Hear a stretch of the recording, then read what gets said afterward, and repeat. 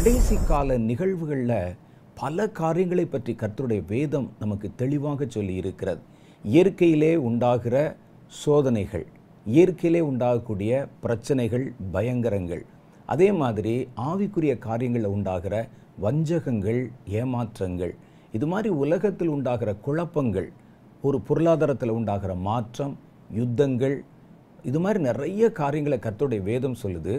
அதற்கு இடையில் ஒரு சின்ன காரியத்தை நம்ம சரியாக கவனிச்சோமோ கவனிக்கலையோ, ஒரு காரியத்தை கடைசி காலத்தில் நடக்க போகிற ஒரு பயங்கரத்தை கர்த்தருடைய வேதம் குறிப்பிட்டிருக்கிறது. சில சமயங்களில் அது நம்ம தெளிவாக கவனித்து பார்க்க முடியறதில்ல, அதை நம்ம யோசித்தும் பார்க்கறதில்ல. போகிற போக்கில் அந்த வசனத்தை கடந்து போய் கொண்டிருக்கிறோம். ஆனால் இந்த வசனம், இந்த எச்சரிப்பு, கடைசி காலத்தில் நடைபெற போகிற இந்த பயங்கரம் ரொம்ப ஆபத்தானது. அது தெளிவாக நமக்கு சொல்லப்படாவிட்டாலும் ஒரு சின்ன இடத்துல, ஒரு வார்த்தையில் இனி வரக்கூடிய கடைசி கால பயங்கரத்தில் ஒன்று சொல்லப்பட்டிருக்கிறது. அதைத்தான் இன்றைக்கி நம்ம தியானிக்க போகிறோம். அது ஆமோஸ் தீர்க்கதரிசியின் புஸ்தகம் 8வது அதிகாரம் 11வது வசனத்தில் அடங்கி இருக்கிறது. ஆமோஸ் 8:11. அந்த 8:11 சொல்லுகிறது, இதோ நான் தேசத்தின் மேல் ஒரு பஞ்சத்தை அனுப்பும் நாட்கள் வரும். ஆகார குறைவினால் உண்டான பஞ்சம் அல்ல, ஜலக்குறைவினால் உண்டான தாகமும் அல்ல, கர்த்தருடைய வசனம் கேட்கக்கூடாத பஞ்சத்தை அனுப்புவேன் என்று கர்த்தராகிய ஆண்டவர் சொல்லுகிறார். அப்பொழுது அவர்கள் கர்த்தருடைய வசனத்தை தேட ஒரு சமுத்திரம் தொடங்கி மறு சமுத்திரம் மட்டும், வடதிசை தொடங்கி கீழ்திசை மட்டும் அலைந்து திரிந்தும் அதை கண்டு அடையாமல் போவார்கள் என்று கர்த்தருடைய வேதம் நமக்கு தெளிவாக சுட்டிக்காட்டி பேசுகிறது. இது ரொம்ப ஆச்சரியமான ஒரு வசனம். மத்தேயு சுவிசேஷத்தில் 24வது அதிகாரத்தில் லூக்கா 21 சொன்ன பயங்கரங்களின் பட்டியலில் கூட இந்த காரியம் நமக்கு தெளிவாக சொல்லப்படவில்லை. ஆனால் இது கடைசி காலத்தில் நடக்க போகிற ஒரு காரியம். ஆமோஸின் மூலமாக கர்த்தர் இந்த காரியத்தை எழுதி வச்சிருக்கிறார். நான் ஏற்கனவே உங்களுக்கு சொன்ன மாதிரி கடைசி கால பயங்கரங்களை பற்றி பார்க்கும் பொழுது பெருவாரியான காரியங்கள் மத்தேயு 24, லூக்கா 21 சொல்லப்பட்டாலும் அதற்குள்ளே எல்லா காரியங்களும் இல்லை. அதை தாண்டி இன்னும் பல செய்திகள் வெளிப்படுத்தின விசேஷத்தில், தானியேல் புஸ்தகத்தில், சிறு தீர்க்கதரிசிகளின் புஸ்தகத்தில், ஏசையா, எரேமியா, எசேக்கியேல் போன்ற பெரிய தீர்க்கதரிசிகளின் புஸ்தகத்தில் இங்கொன்றும் அங்கொன்றுமாக சொல்லப்பட்டிருக்கிறது. அதனால் நம்ம எல்லா பகுதியில் இருக்கக்கூடிய வசனங்களையும் திரட்டி கடைசி காலத்தில் என்னென்னலாம் பயங்கரங்கள் நடக்கும் என்பதை நாம் திட்டமிட்டு வாசித்து தெளிவாக புரிந்து கொள்ளணும். அந்த பயங்கரங்கள் வருவதற்கு முன்னால் நம்ம என்ன செய்யணும் என்பதில் தெளிவான ஒரு மனநிலையை நம்ம கொண்டிருக்க வேண்டும். வெறுமனே வாசிக்கிறது மாத்திரமல்ல, பேசுறது மாத்திரமல்ல, அது மற்றவர்களுக்கு சொல்லுவது மாத்திரமல்ல, அதற்கு நம்ம என்ன ஸ்டெப் எடுக்கணும், நம்ம என்ன முடிவெடுக்கணும் என்பதில் தீர்மானமான காரியங்களை நம்ம இப்போவே ஏற்படுத்தி கொண்டு அதை கவனமாக செயல்படுத்தினா, இப்படிப்பட்ட கோபாக்கினைகள், இப்படிப்பட்ட பொல்லாத காரியங்கள் வரும் பொழுது கண்டிப்பாக நாம் அவைகளிலிருந்து தப்பித்து கொள்வதற்கு நமக்கு ஏது உண்டாகும். இதைத்தான் கர்த்தருடைய வேதம் சொல்லுது. இப்போ இந்த வசனம் பாருங்க, மத்தேயு சுவிசேஷம் 24லையும் இல்லை, லூக்கா சுவிசேஷம் 21லையும் இல்லை. இது கடைசி காலத்தில் நடக்க போகிற ஒரு பயங்கரம். ஆகார குறைவினால் உண்டாகிற பஞ்சம் அல்ல, இந்த பஞ்சம் தேவனுடைய வசனம் கிடைக்கக்கூடாத பஞ்சம். இந்த பஞ்சம் கடைசி நாட்களில் வரும். ஏன் கடைசி நாட்களில் வரும் என்று சொல்லுகிறேன்? இது ஆமோஸின் காலத்தில் இயேசு கிறிஸ்து பிறப்பதற்கு ஏறத்தாழ 500-600 வருஷத்துக்கு முன்னால் எழுதப்பட்ட ஒரு வேத வசனம். ஒருவேளை அந்த பஞ்சம் இடைப்பட்ட காலங்களில் வந்து விட்டதா அப்படின்னு பார்த்தா இல்லை. இது கடைசி காலத்தில் நடக்க போகிற ஒரு பயங்கரத்தை குறித்து தான் பேசுகிறது என்பதை தெளிவாக நம்ம விளங்கி கொள்ள முடியும். நல்லா கவனிங்க, ஆமோஸ் இந்த புத்தகத்தை எழுதும்போது கர்த்தருடைய வேதம் என்பது இஸ்ரவேல் எல்லைகளுக்குள்ள மாத்திரம்தான் பயன்படுத்தப்பட்டது. அதை தாண்டி உலகத்துக்குள்ளெல்லாம் அந்த வேதம் பரம்பி செல்லவில்லை. ஆனால் இந்த வசனத்தில் அவர் சொல்கிறாரு, கர்த்தருடைய வார்த்தைகளை தேட உலகத்தின் ஒரு திசையிலிருந்து மறு திசை வரைக்கும் பிரயாணப்படுவாங்களாம். அந்த நாட்டில் இருக்குதா, இந்த நாட்டில் இருக்குதான்னு தேடுவாங்களாம். அப்படி அவங்க தேடணும்னா அதுக்கு முன்னால் கர்த்தருடைய வசனம் உலகத்தின் எல்லா தேசங்களிலும் பரம்பி இருக்க வேண்டும். ஆனால் ஆமோஸ் இந்த வசனத்தை எழுதும்போது கர்த்தருடைய வசனம் உலகத்தின் எல்லா தேசத்துக்குள்ளும் போகவில்லை. ஏன் இந்தியாவுக்குள்ளே கூட அந்த நேரத்தில் வரலை. அதற்கு பின்னால் பல 100 வருஷங்களுக்கு பிறகு தான் கர்த்தருடைய வசனம் வெளியே புறப்பட்டு போகிறது. அதுவரைக்கும் இஸ்ரேலுடைய எல்லை யூதர்களுக்கு நடுவில் இங்கே தான் கர்த்தருடைய வசனம் சொல்லப்பட்டு வந்த ஒரு காலம். ஆனால் இங்கே அவர் சொல்லும்போது உலகம் முழுவதும் பரம்பி இருந்திருக்கணும். அதனால தான் உலக தேசங்கள் முழுவதிலும் ஒரு திசை தொடங்கி மறு திசை வரைக்கும் தேவனுடைய வசனம் இருக்குதா அப்படின்னு தேடுவாங்க. அப்போ இந்த பஞ்சம் எப்போ வருகிறதுன்னு கேட்டால் கர்த்தருடைய வேதம் உலகமெல்லாம் பரம்பி இருக்கிற கடைசி காலத்தில் தான் அது வரப்போகிறது. அதனால தான் இந்த வசனத்தை குறித்து ரொம்ப கவனமாக நம்ம ஆராய்ஞ்சு பார்க்கணும். ஏன் இந்த பயங்கரம் கடைசி நாட்களில் கர்த்தருடைய வசனம் கிடையாத ஒரு பஞ்ச காலம் வருமா? வேத வசனம் எல்லா காலத்திலும் மனிதர்களுக்கு ரொம்ப முக்கியமானது. அது இல்லாவிட்டால் ஒரு ஆவிக்குரிய மனிதன் பிழைக்க முடியாது. வேத வசனம் என்பது ஆவிக்குரிய அப்பம், ஒரு ஆவிக்குரிய ஆகாரத்திற்கு அடையாளமாக சொல்லப்பட்டிருக்கிறது. ஜெபம் என்பது ஒரு சுவாசத்திற்கு அடையாளமாக சொல்லப்பட்டிருக்கிறது. நல்லா கவனிச்சுக்கோங்க, வேத வசனம் என்பது ஒரு அப்பம், நம்ம சாப்பிட்ற சாப்பாட்டுக்கு சமமாகவும், ஜெபம் என்பது சுவாசத்துக்கு சமமாகவும். ஏன் அந்த சுவாசத்துக்கு சமமாக சொல்கிறேன் அப்படின்னு கேட்டால், கர்த்தருடைய வேதம் ஜெபத்தை பற்றி சொல்லும்போது எப்போதும் இடைவிடாமல் ஜெபம் பண்ணுங்கள் என்று சொல்லுகிறது. எப்போதும் நம்ம இடைவிடாமல் செய்கிற காரியம் பாருங்கள், மூச்சு விடுறது தான். மற்ற எல்லாவற்றையும் ஒரு குறிப்பிட்ட சமயங்களில் தான் செய்வோம். ஆனால் மூச்சு விடுறதை மாத்திரம் நம்முடைய வாழ்க்கையின் முழுசும் ஒவ்வொரு வினாடியிலும் எந்த நேரத்திலும் நிறுத்தாமல் செய்து கொண்டே இருப்போம்.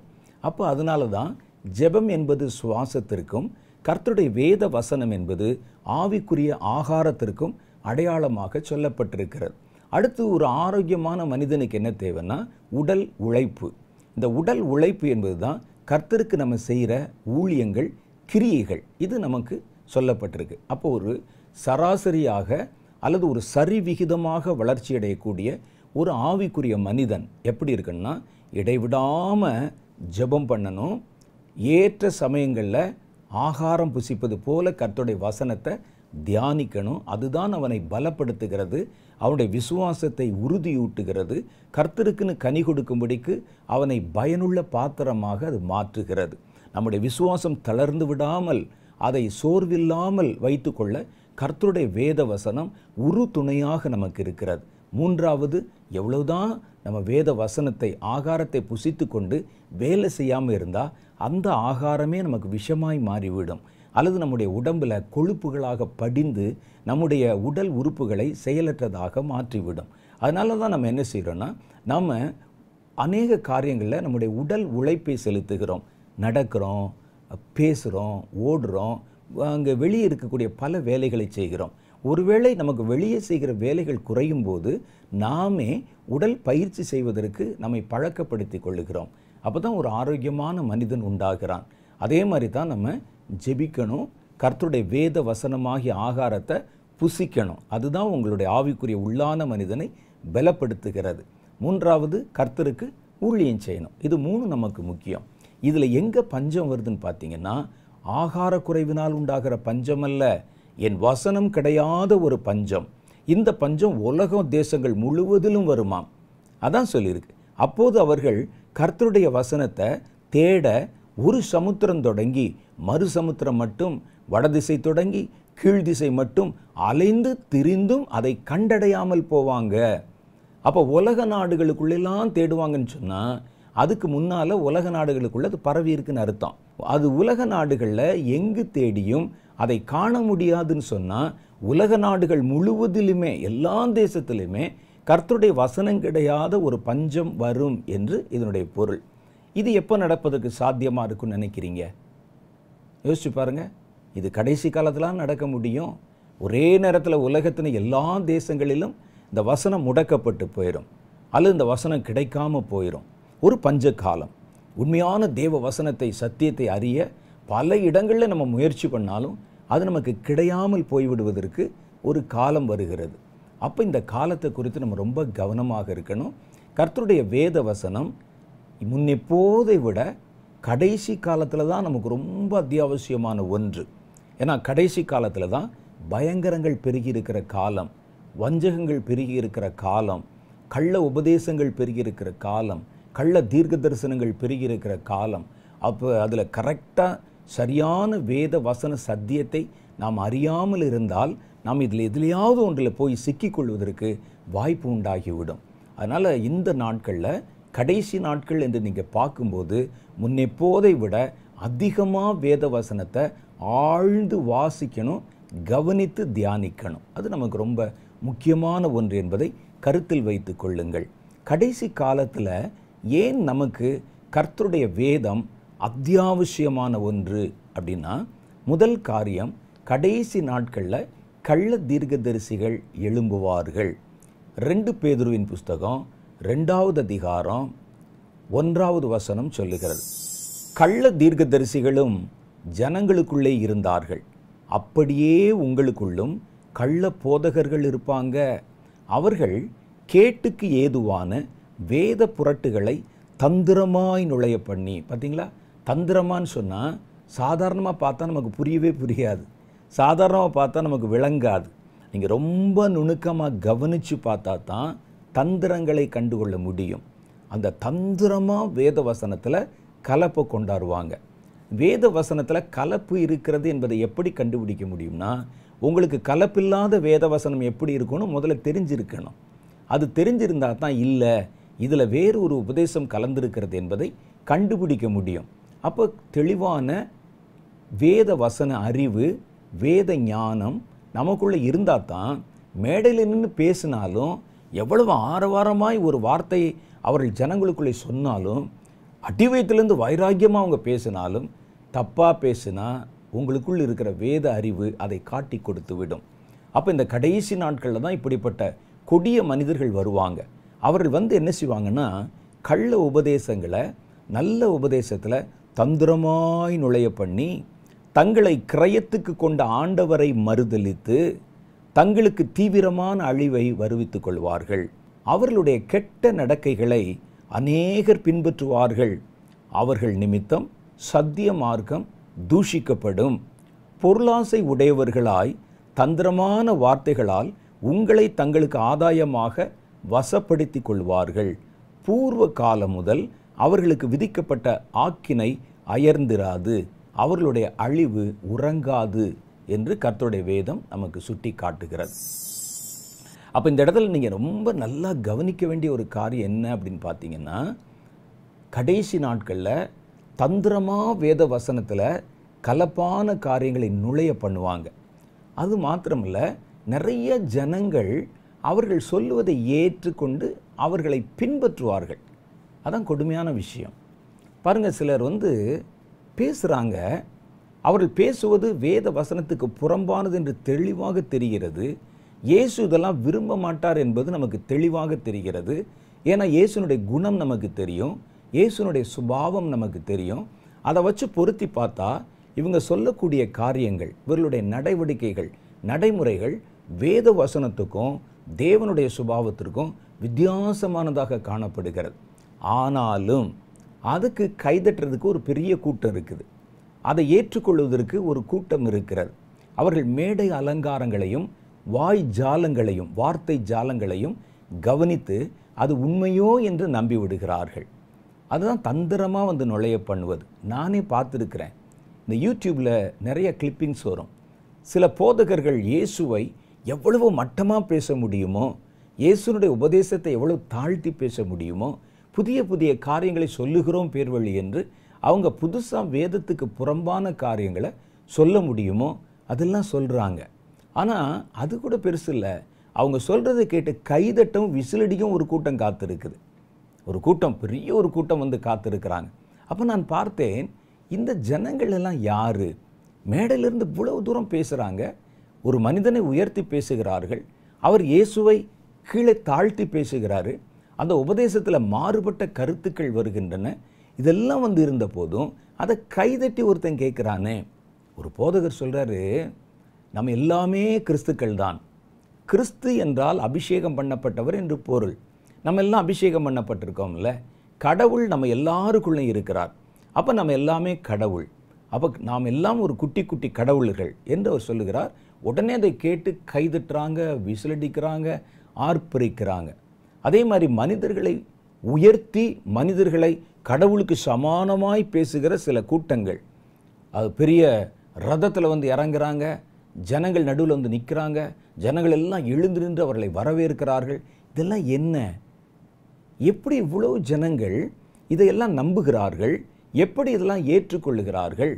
நம்முடைய நடவடிக்கை, ஊழியக்காரனுடைய வார்த்தை, பேசுகிற செய்தி, இது கர்த்தருடைய வார்த்தைக்கும் வசனத்துக்கும் கர்த்தருடைய சுபாவத்திற்கும் எதிரானதாகவும் மாறானதாகவும் இருக்கிறது. அப்போ எப்படி இவ்வளோ பேர் ஏற்றுக்கொள்கிறாங்கன்னா, இவங்க யாரும் பைபிள் படிக்கிறது இல்லை, கர்த்தருடைய வசனத்தை அவர்கள் தெளிவாக தெரிந்து வைத்திருக்கவில்லை. கர்த்தருடைய வசனம் தெளிவாக தெரிஞ்சால் தான் கர்த்தர் யார் என்று நமக்கு தெரியும். அதான் கர்த்தருடைய வேதம் சொல்லுது. என்னை பற்றி சாட்சியிடுகிறவைகள் என் வேத வசனங்களே என்று கர்த்தர் சொல்லுகிறார். அப்போ கர்த்தரை நீங்கள் தெளிவாக புரிந்து கொள்ளணும், இயேசுவை நீங்கள் தெளிவாக புரிந்து கொள்ளணும்னா அதை வசனத்தின் வழியாகத்தான் நீங்கள் புரிந்து கொள்ள முடியும். வேறு எதுனாலையும் புரிந்து கொள்ள முடியாது. இல்லை தரிசனத்தில் வந்து அவர் தன்னுடைய குணத்தை எனக்கு சொல்லி காட்டாருன்னா ஏமாந்து போயிடுவீங்க.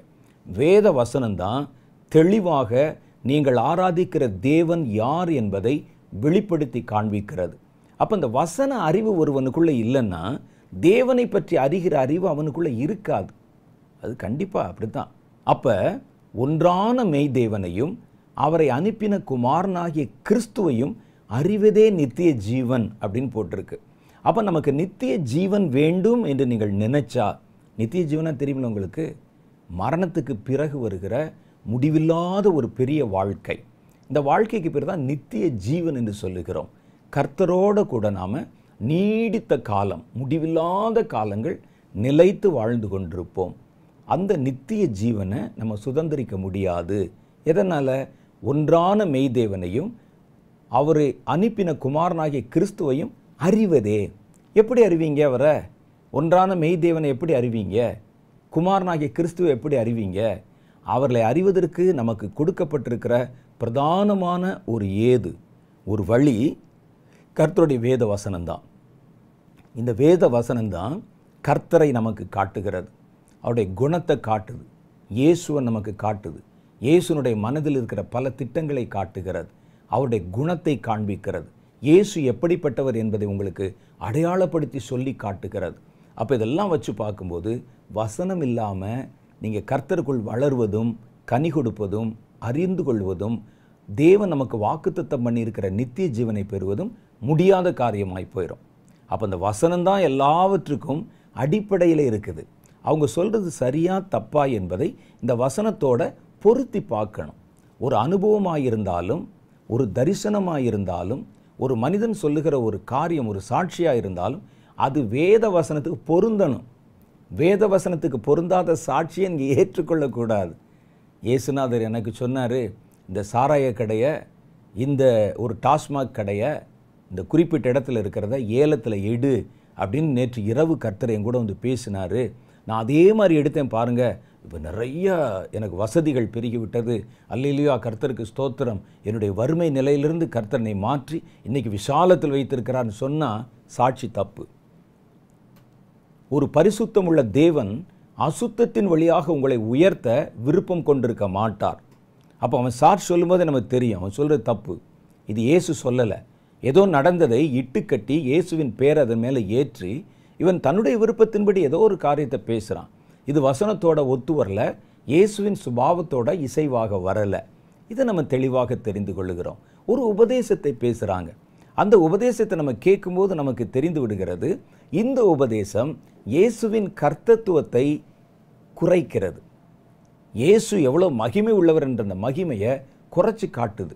இந்த கள்ள உபதேசம் வேறு மாதிரி, கர்த்தருடைய வசனம் வேறு மாதிரி காட்டுது, இவர் சொல்கிறது வேறு மாதிரி இருக்குது. அந்த வசனத்தோட பொருத்தி பார்க்கணும். ஒரு தரிசனம் ஒருவர் சொல்லுகிறார், நான் இந்த மாதிரி கர்த்தரை பார்த்தேன், ஒரு அனுபவம் சொல்லுகிறார். அந்த அனுபவத்தை வேத வசனத்தோடு பொருத்தி பார்க்கணும். அது பொருந்தாவிட்டால் அது தன்னுடைய மாம்சத்திலிருந்து, தன்னுடைய சொந்த அறிவிலிருந்து அவர் இட்டுக்கட்டி பேசின தரிசனம். உண்மையான தேவ தரிசனம்னா அது கர்த்தருடைய வசனத்தோடு இணைஞ்சு வரணுமே, பொருந்தணுமே. அப்போ கர்த்தருடைய குணத்தை அது வெளிப்படுத்தணுமே. அப்படி வெளிப்படுத்தலைன்னா என்ன அர்த்தம்? அது கர்த்தருடைய வார்த்தையோடு பொருந்தாவிட்டால் எதுவாக இருந்தாலும் நீங்கள் மறுத்து விடுங்கள், அது நமக்கு வேண்டாம். அதான் வேதம் சொல்லுது. கள்ள உபதேசக்காரர்கள் தந்திரமாக உள்ள வருவாங்களாம். கலர் சட்டை போடுவான், கலர் பல்பு போடுவான், ஜனங்களை கவர்வதற்கும் ஈர்ப்பதற்கும் எவ்வளவோ விஷயங்களை செய்வாங்க. அந்த ஆரவாரங்களுக்கு நடுவில் நீங்கள் வேதத்தையும் வசனத்தையும் இயேசுவையும் மறந்து போயிடுவீங்க. அப்போ அவங்க சொல்கிறது மாத்திரம்தான் உங்களுக்கு தெரியும் ஒழிய அந்த இயேசுவோடு பொருத்தி பார்க்கணுமேங்கிற ஞாபகம் நம்மில் பலருக்கு பல சமயங்களில் வராமல் போயிடும். அதுதான் அங்கே பிரச்சனை. அது இயற்கை தான். நீங்கள் நல்லா பாருங்கள், ஒரு திருவிழாவுக்கு போகும்போது, ஒரு பெரிய பண்டிகை, ஒரு பஸ்கா பண்டிகைக்கு போகும்போது இயேசுனுடைய தாயும் தகப்பனுமே இயேசுவை மறந்துட்டாங்களே. அந்த ஆடம்பரம், எங்கே பார்த்தாலும் மேளம், எங்கே பார்த்தாலும் சத்தம், எங்கே பார்த்தாலும் நடனம். யூதர்கள் அவங்களுடைய எல்லா பண்டிகைகளிலும் வீதிகளில் ஆடி பாடி இசைக்கருவிகளை வாசித்து கொண்டாடுவதை வழக்கமாக வச்சுருந்தாங்க. எங்கே பார்த்தாலும் அப்படி தான் இருக்கும்.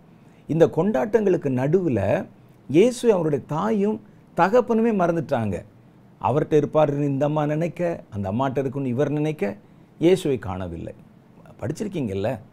இதில் நான் என்ன சொல்ல வருகிறேன் அப்படின்னு சொன்னால், இந்த ஆடம்பரங்கள், ஆர்ப்பரிப்புகள், ஆர்ப்பாட்டங்கள் இதெல்லாம் வரும்போது உங்கள் மைண்டு ஆட்டோமேட்டிக்காக இயேசுவை மறந்துடும். அந்த நேரத்தில் தான் இவர்கள் தந்திரமாக தங்களுடைய கொள்கைகளை, வேற்றுமை உபதேசங்களை நம்முடைய இருதயத்துக்குள் புகுத்தி விடுகிறார்கள்.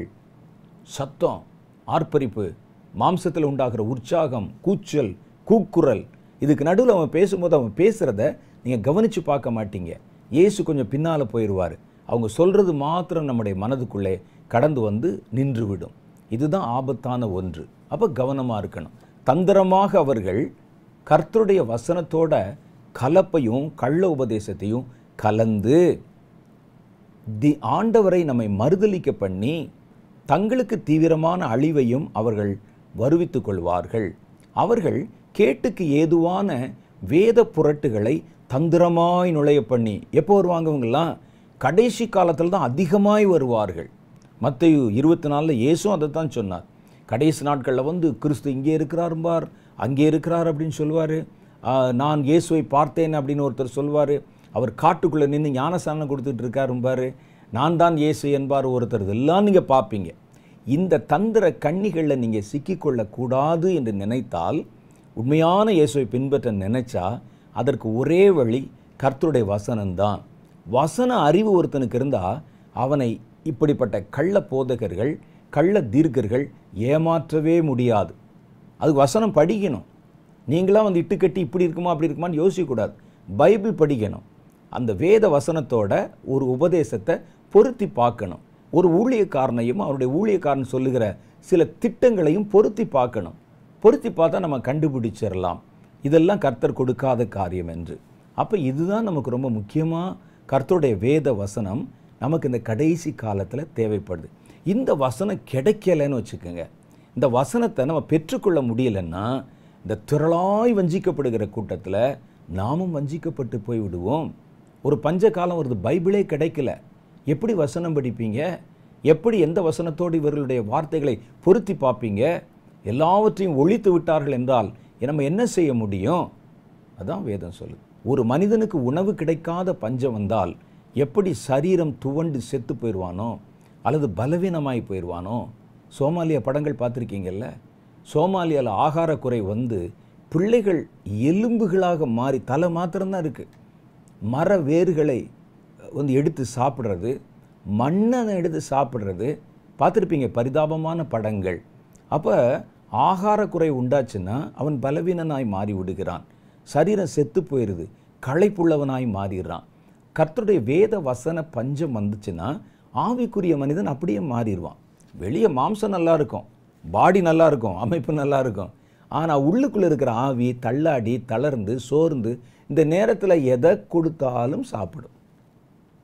நல்ல ஆகாரம் இருக்கிற நேரத்தில் ஒரு சின்ன ஒரு ஆகார துண்டு கீழே விழுந்துட்டா கூட நம்ம எடுத்து சாப்பிட மாட்டாங்க. ஆனால் இந்த பிள்ளைகளை பாருங்கள், ஆகாரம் கிடைக்காத பஞ்ச காலத்தில் மண்ணை கூட எடுத்து அதை வட்ட வட்டமாக வச்சு அதை பிஸ்கட் மாதிரி சாப்பிட்றாங்க. பசி கொடுமை. அப்போ இப்படிப்பட்ட ஒரு கொடிய பஞ்ச காலம் வந்துச்சுன்னா நம்ம என்ன செய்வோம்? ஆகாரம் கிடைக்காத ஒரு காலம் வந்ததுன்னா நம்முடைய ஆவிக்குரிய மனிதன், உள்ளான மனிதன் பலவீனம் அடைந்து விடுவான். அந்த நேரத்தில் சாத்தான் தந்திரமா இதுதான் ஆகாரம் என்று எதை கொடுத்தாலும், எந்த உபதேசத்தை கொடுத்தாலும் நம்ம அதை தடையில்லாமல் புசிக்க தலைப்பட்டு விடுவோம். இதுதான் சாத்தானுடைய தந்திரம்.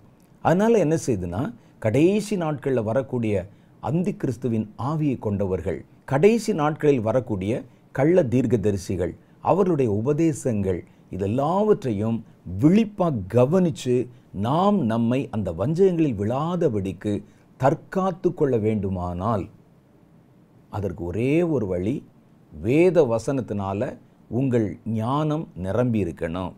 1 யோவான் 4வது அதிகாரம் 1வது வசனத்தில் நமக்கு ஒரு காரியம் சொல்லுது பாருங்க. பிரியமானவர்களே, உலகத்தில் அநேகம் கள்ள தீர்க்கதரிசிகள் தோன்றி இருப்பதினால் நீங்கள் எல்லா ஆவிகளையும் நம்பாமல் அந்த ஆவிகள் தேவனால் உண்டானவைகளோ என்று சோதித்தறியுங்கள். இந்த ஆவி தேவனால் தான் உண்டாயிற்று என்று எப்படி சோதிப்பீங்க? அப்போ தேவனை முதல்ல உங்களுக்கு தெரிஞ்சிருக்கணும். தேவனுடைய ஆவியை பற்றி நீங்கள் தெரிஞ்சிருக்கணும். தேவனுடைய சுபாவத்தை பற்றி நீங்கள் தெரிஞ்சிருக்கணும். இதை எப்படி தெரிந்து கொள்வீர்கள்? பரலோகத்துக்கு போய் படிச்சுட்டு வர முடியும்? எப்படி தெரிந்து கொள்ள முடியும்? நீங்கள் தெரிந்து கொள்வதற்குத்தான் கர்த்தர் வேத வசனத்தை நமக்கு கொடுத்திருக்கிறார். அதனால தான் இயேசு சொன்னார், என்னை பற்றி சாட்சியிடுகிறவைகள் இந்த வசனங்கள் தான். இந்த வசனத்தை படிக்க படிக்க இயேசு யார், அவருடைய திட்டம் என்ன, இயேசு இனி நம்முடைய வாழ்க்கையில் என்ன செய்கிறார், உலகத்தில் என்ன செய்ய போகிறார், கர்த்தர் என்றால் யார், அவருடைய குணம் என்ன, சுபாவம் என்ன, பரிசுத்த ஆவியானவர் என்றால் யார், அவர் எப்படிப்பட்டவர், என்னென்ன காரியங்கள் அவர் செய்வார் என்பதெல்லாம் இந்த வேதம் தான் நமக்கு அறிமுகப்படுத்தி வைக்கிறது.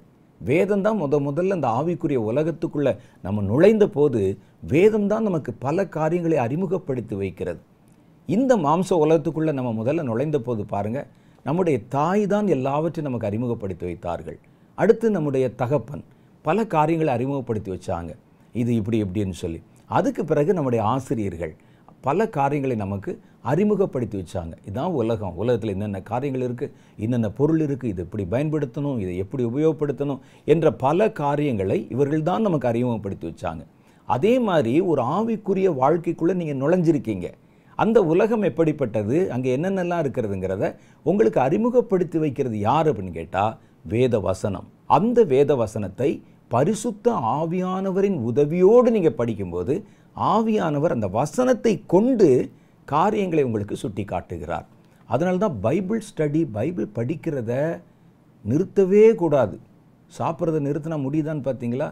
ஒரு நாள் 2 நாள் வேணால் நிற்க முடியும். சில ஆட்க 10 மாதம் 1 மாதம் 2 மாதம் பைபிளே தொடாத ஆட்களெல்லாம் நம்ம பார்த்துருக்குறோம். பைபிளை நீங்கள் பயன்படுத்தாமல் இருக்க இருக்க இருக்க உங்கள் உள்ளான மனிதன் கொஞ்சம் கொஞ்சமாக சோர்ந்து போய் விடுகிறான். ஆவிக்குரிய பலத்தை இழந்து விடுகிறான். ஆவிக்குரிய ஞானம் மழுங்கி போய் விடுகிறது.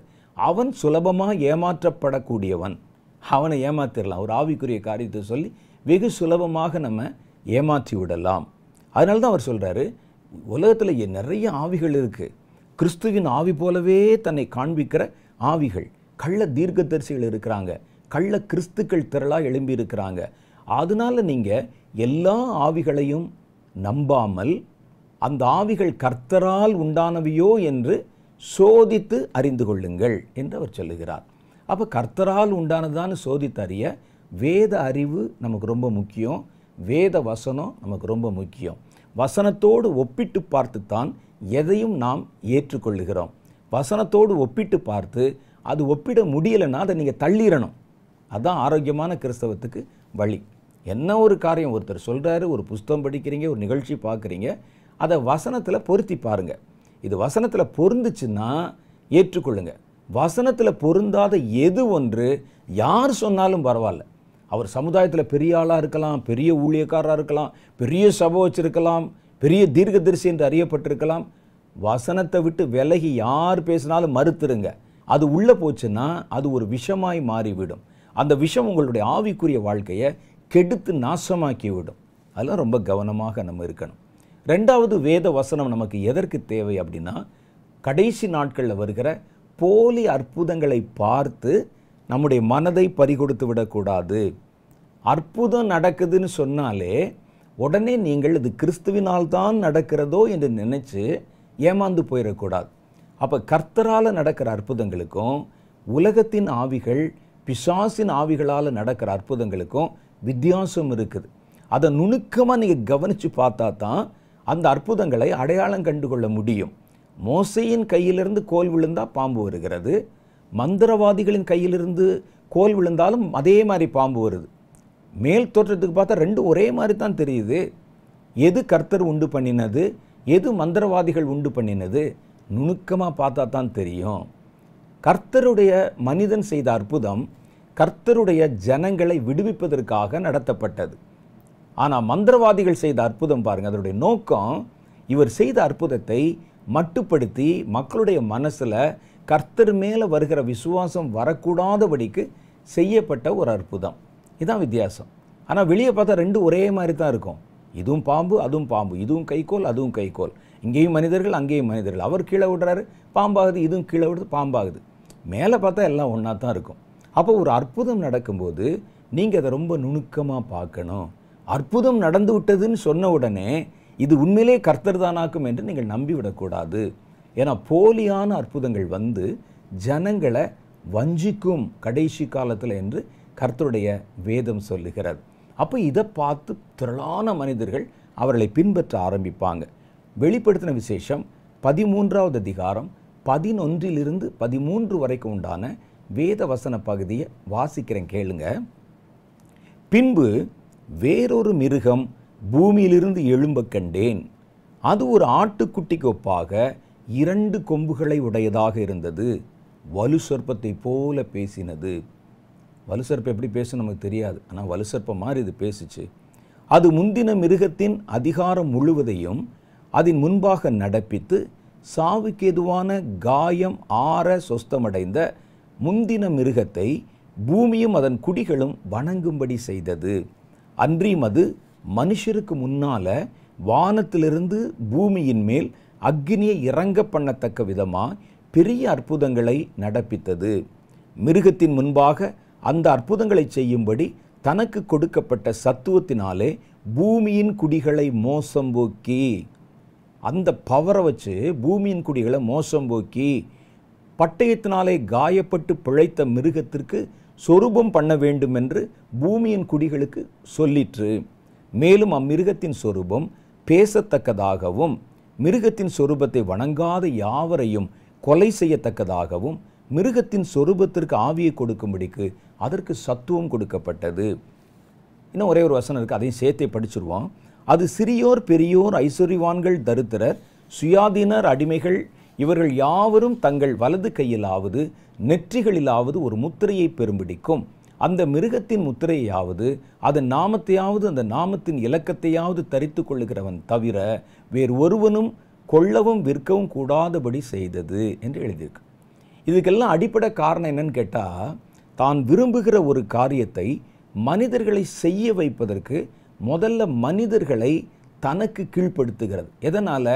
போலி அற்புதங்களை காண்பித்து, எனக்கு எவ்வளோ பவர் இருக்குது பாருங்கள், எவ்வளோ சத்துவம் இருக்குது பாருங்கன்னு சொல்லி போலி அற்புதங்களை காண்பித்து என்ன செய்ததான் வானத்திலிருந்து நெருப்பை இறங்கி வர பண்ணிற்று. அதை பார்த்தோன்னே மனிதர்களெல்லாம் ஓ இதுதான் கடவுளுடைய அவதாரம் என்று சொல்லி நம்ப ஆரம்பிச்சிட்டாங்க. அதை நம்ப ஆரம்பித்த உடனே கொஞ்சம் கொஞ்சமாய் தன்னுடைய திட்டங்களை அவர்களுக்கு சொல்லி அந்த திட்டங்களை அவர்கள் ஏற்றுக்கொள்ளும்படி அவர்களை வற்புறுத்துகிறது. அப்போ இதற்கெல்லாம் அடிப்படை காரணம் என்னென்னா, போலியாய் நடந்த அற்புதங்கள். முடிந்தால் தெரிந்து கொள்ளப்பட்டவர்களை வஞ்சிக்கத்தக்கதான பெரிய அடையாளங்களையும் அற்புதங்களையும் அது செய்தது என்று வேதத்தில் எழுதியிருக்கு. அது செய்கிற அற்புதத்தை பார்க்கும்போது இந்த சக்திக்கு ஒப்பானது வேறு ஒன்றுமில்லை என்று சொல்லி அது என்ன சொன்னாலும் ஜனங்கள் கீழ்ப்படிய தயாராகி விடுகிறார்கள். அதான் நீங்கள் நல்லா புரிந்து கொள்ளணும்.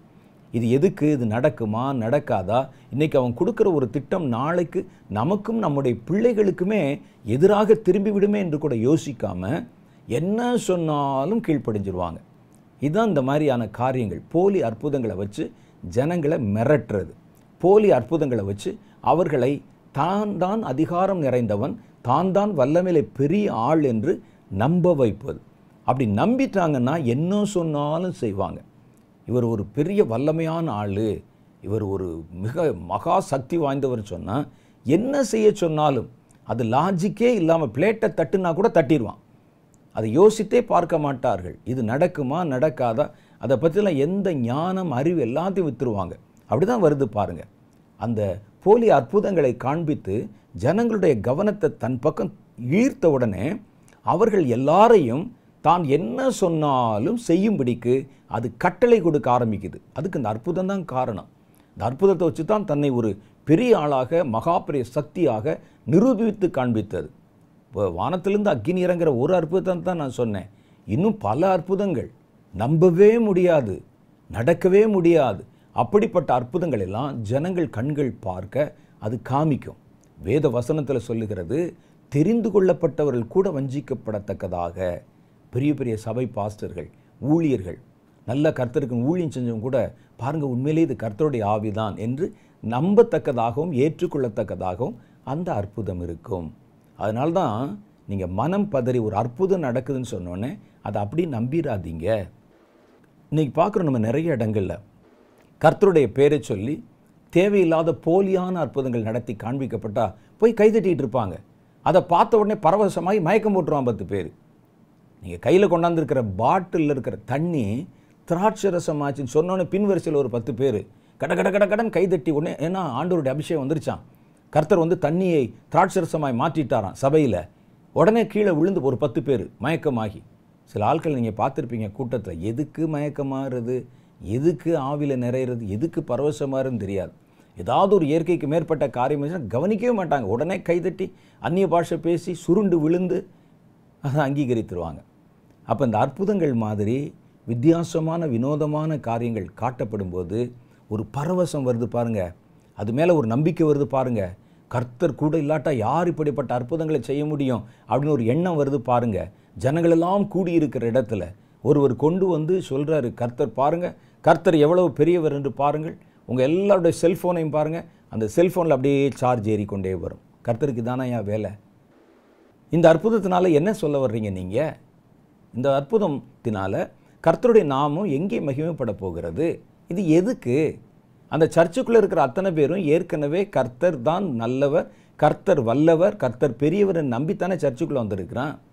அங்கே வந்து அற்புதம் செய்கிறாங்க. ஒரு யூடியூப்பில் பார்த்தேன் நான். அதில் அவர் சொல்கிறாரு, அந்த ஊழியக்காரர் சொல்கிறார், எங்கேயோ வெளிநாட்டிலேருந்து வந்திருக்கிறார், சொல்கிறாரு, உங்களுடைய செல்ஃபோன் எடுத்து வச்சுக்கோங்க, கர்த்தர் எல்லா செல்ஃபோனுக்கும் சார்ஜ் போட்டு கொடுக்குறாரு, அதில் அப்படியே பாருங்கள் அந்த பவர் அப்படியே கூடிக்கொண்டே வரும்.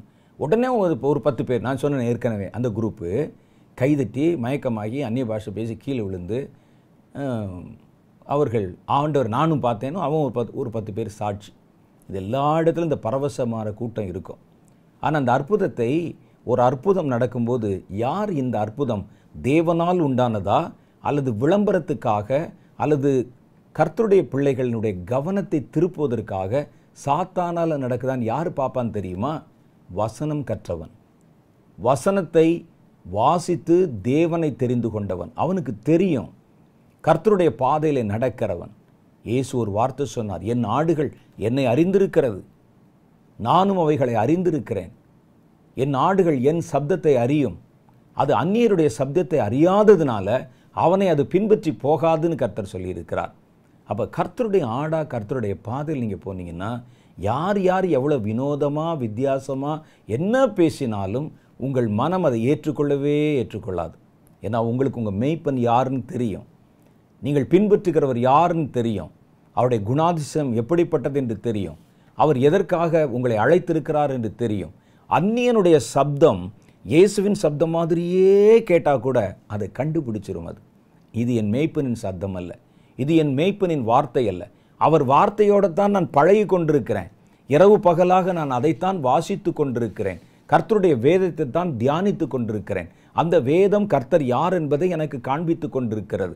நீ அந்த வேதத்தை காண்பித்து விகற்பமான ஒரு அர்த்தத்தை கொடுத்தா எனக்கு கரெக்டாக தெரிஞ்சிடும். ஏன்னா நான் அதோடு கூட தானே வாழ்ந்து கொண்டிருக்கிறேன், நான் அதுக்குள்ளே தானே என்னுடைய வாழ்க்கை அமைத்து கொண்டிருக்கிறேன். நீ வேறு வித்தியாசமான காரியத்தை சொன்னால் என்னால் கண்டுபிடிக்க முடியாதா?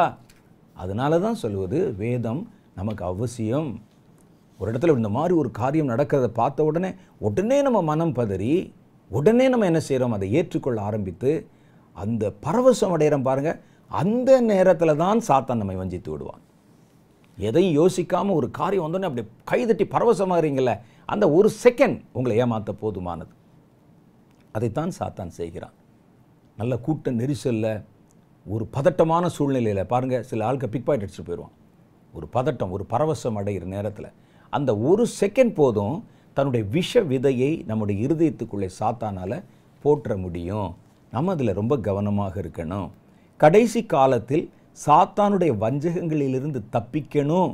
இப்படிப்பட்ட பரவசமூட்டக்கூடிய செயல்கள், வசனத்துக்கு விரோதமான காரியங்கள் இயேசுவின் பெயரை சொல்லி நடத்தப்பட்டு உங்களை வஞ்சிக்கும்படிக்கு செய்யப்பட்டால் நீங்கள் கவனமாக அதை விளங்கி கொள்ளணும். அப்படின்னா உங்களுக்கு ஆவிக்குரிய அறிவும், ஆவிக்குரிய ஞானமும், ஆவிக்குரிய புத்தியும் உண்டாகணும்.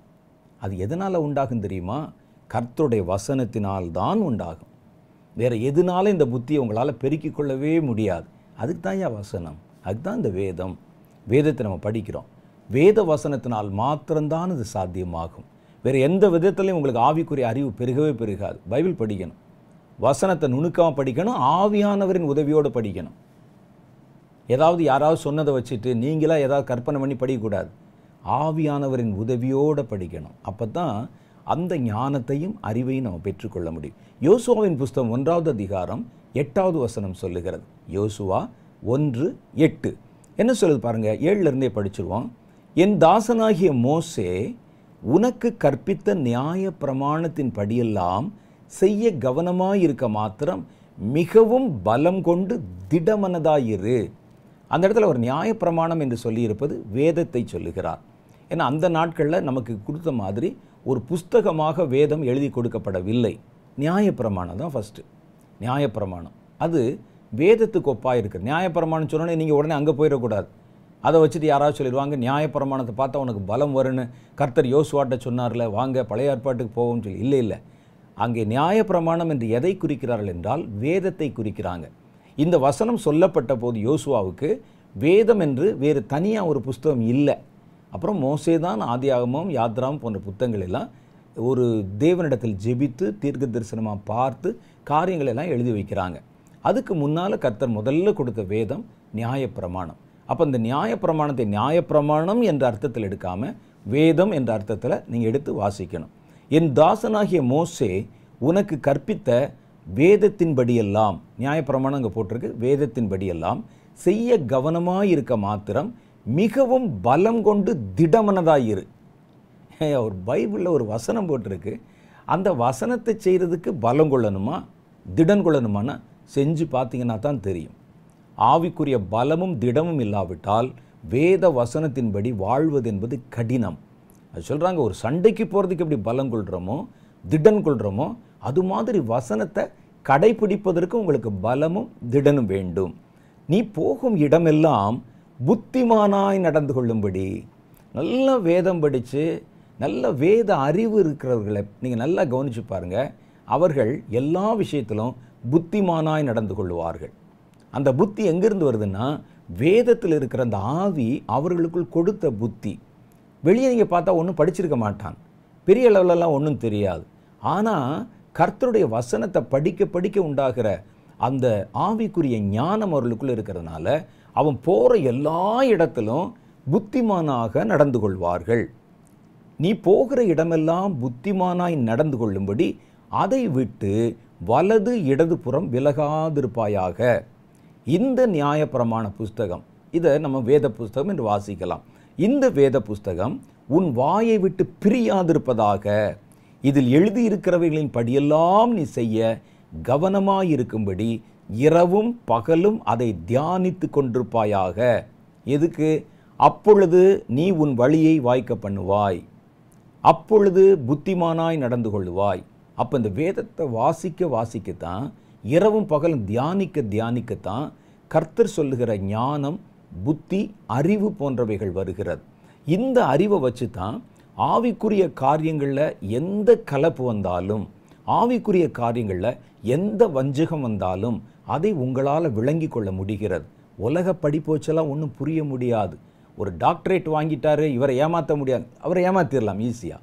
யாரை ஏமாற்ற முடியாது தெரியுமா? ஒரு ஆவிக்குரிய காரியத்தை சொல்லி, ஒரு கள்ள உபதேசத்தை சொல்லி, ஒரு கள்ள தீர்க்க தரிசனத்தை சொல்லி யாரை ஏமாற்ற முடியாது? உலக ஞானிகளை அல்ல. நீங்கள் நல்லா பாருங்கள், சில ஆட்கள் நான் தான் கடவுள்னு சொல்லுவான்.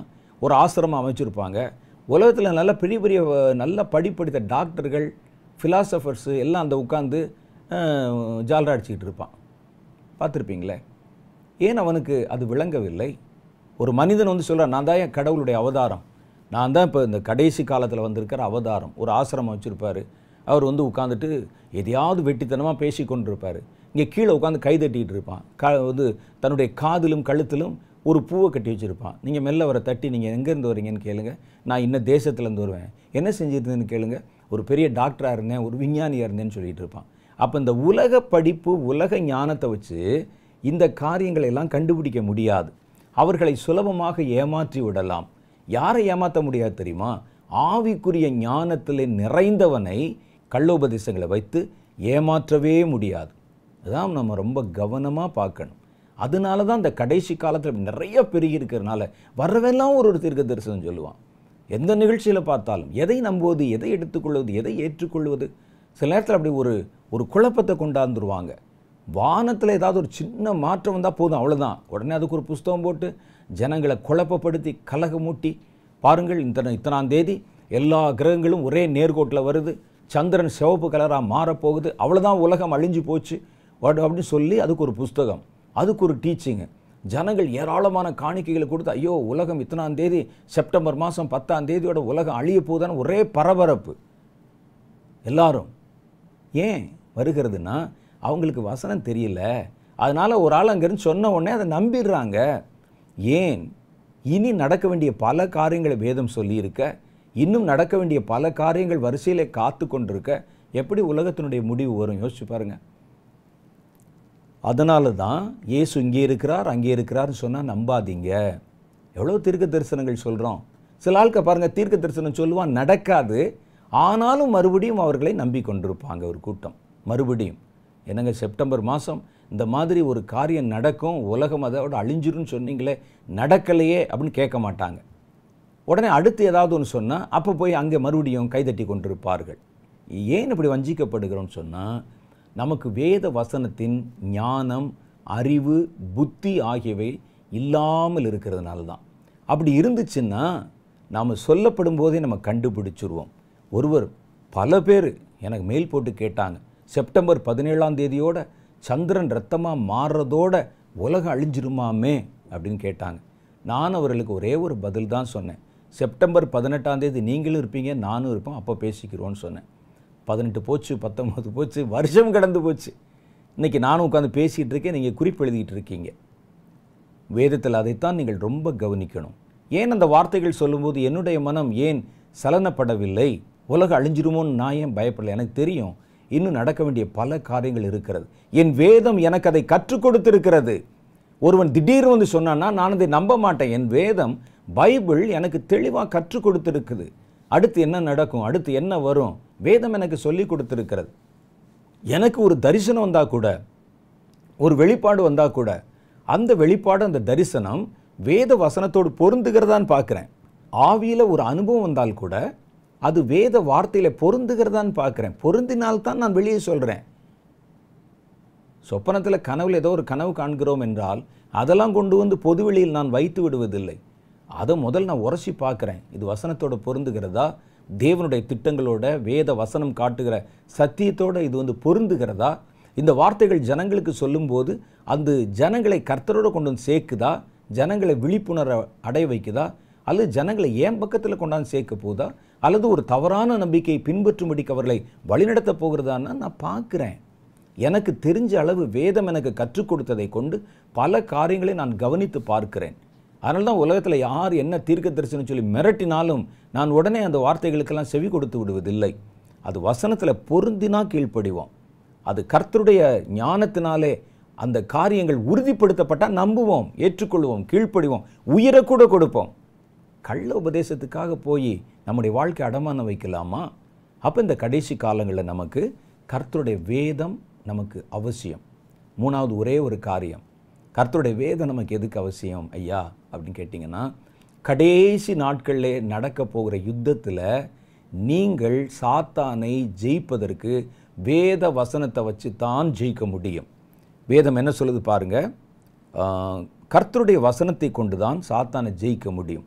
வெளிப்படுத்தின விசேஷம் 12வது அதிகாரம் 11வது வாக்கியம். உங்களுக்கு தான் தெரியுமே, பல தடவை நம்ம படிச்சிருக்கோம், பல தடவை நான் உங்களுக்கு சொல்லுகிறேன்.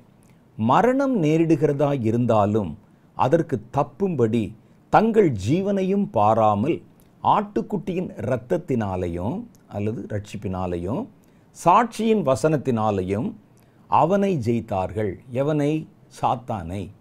சாத்தானை ஜெயிக்கிறதுக்கு உங்களுக்கு 2 விஷயம் தேவைப்படுது.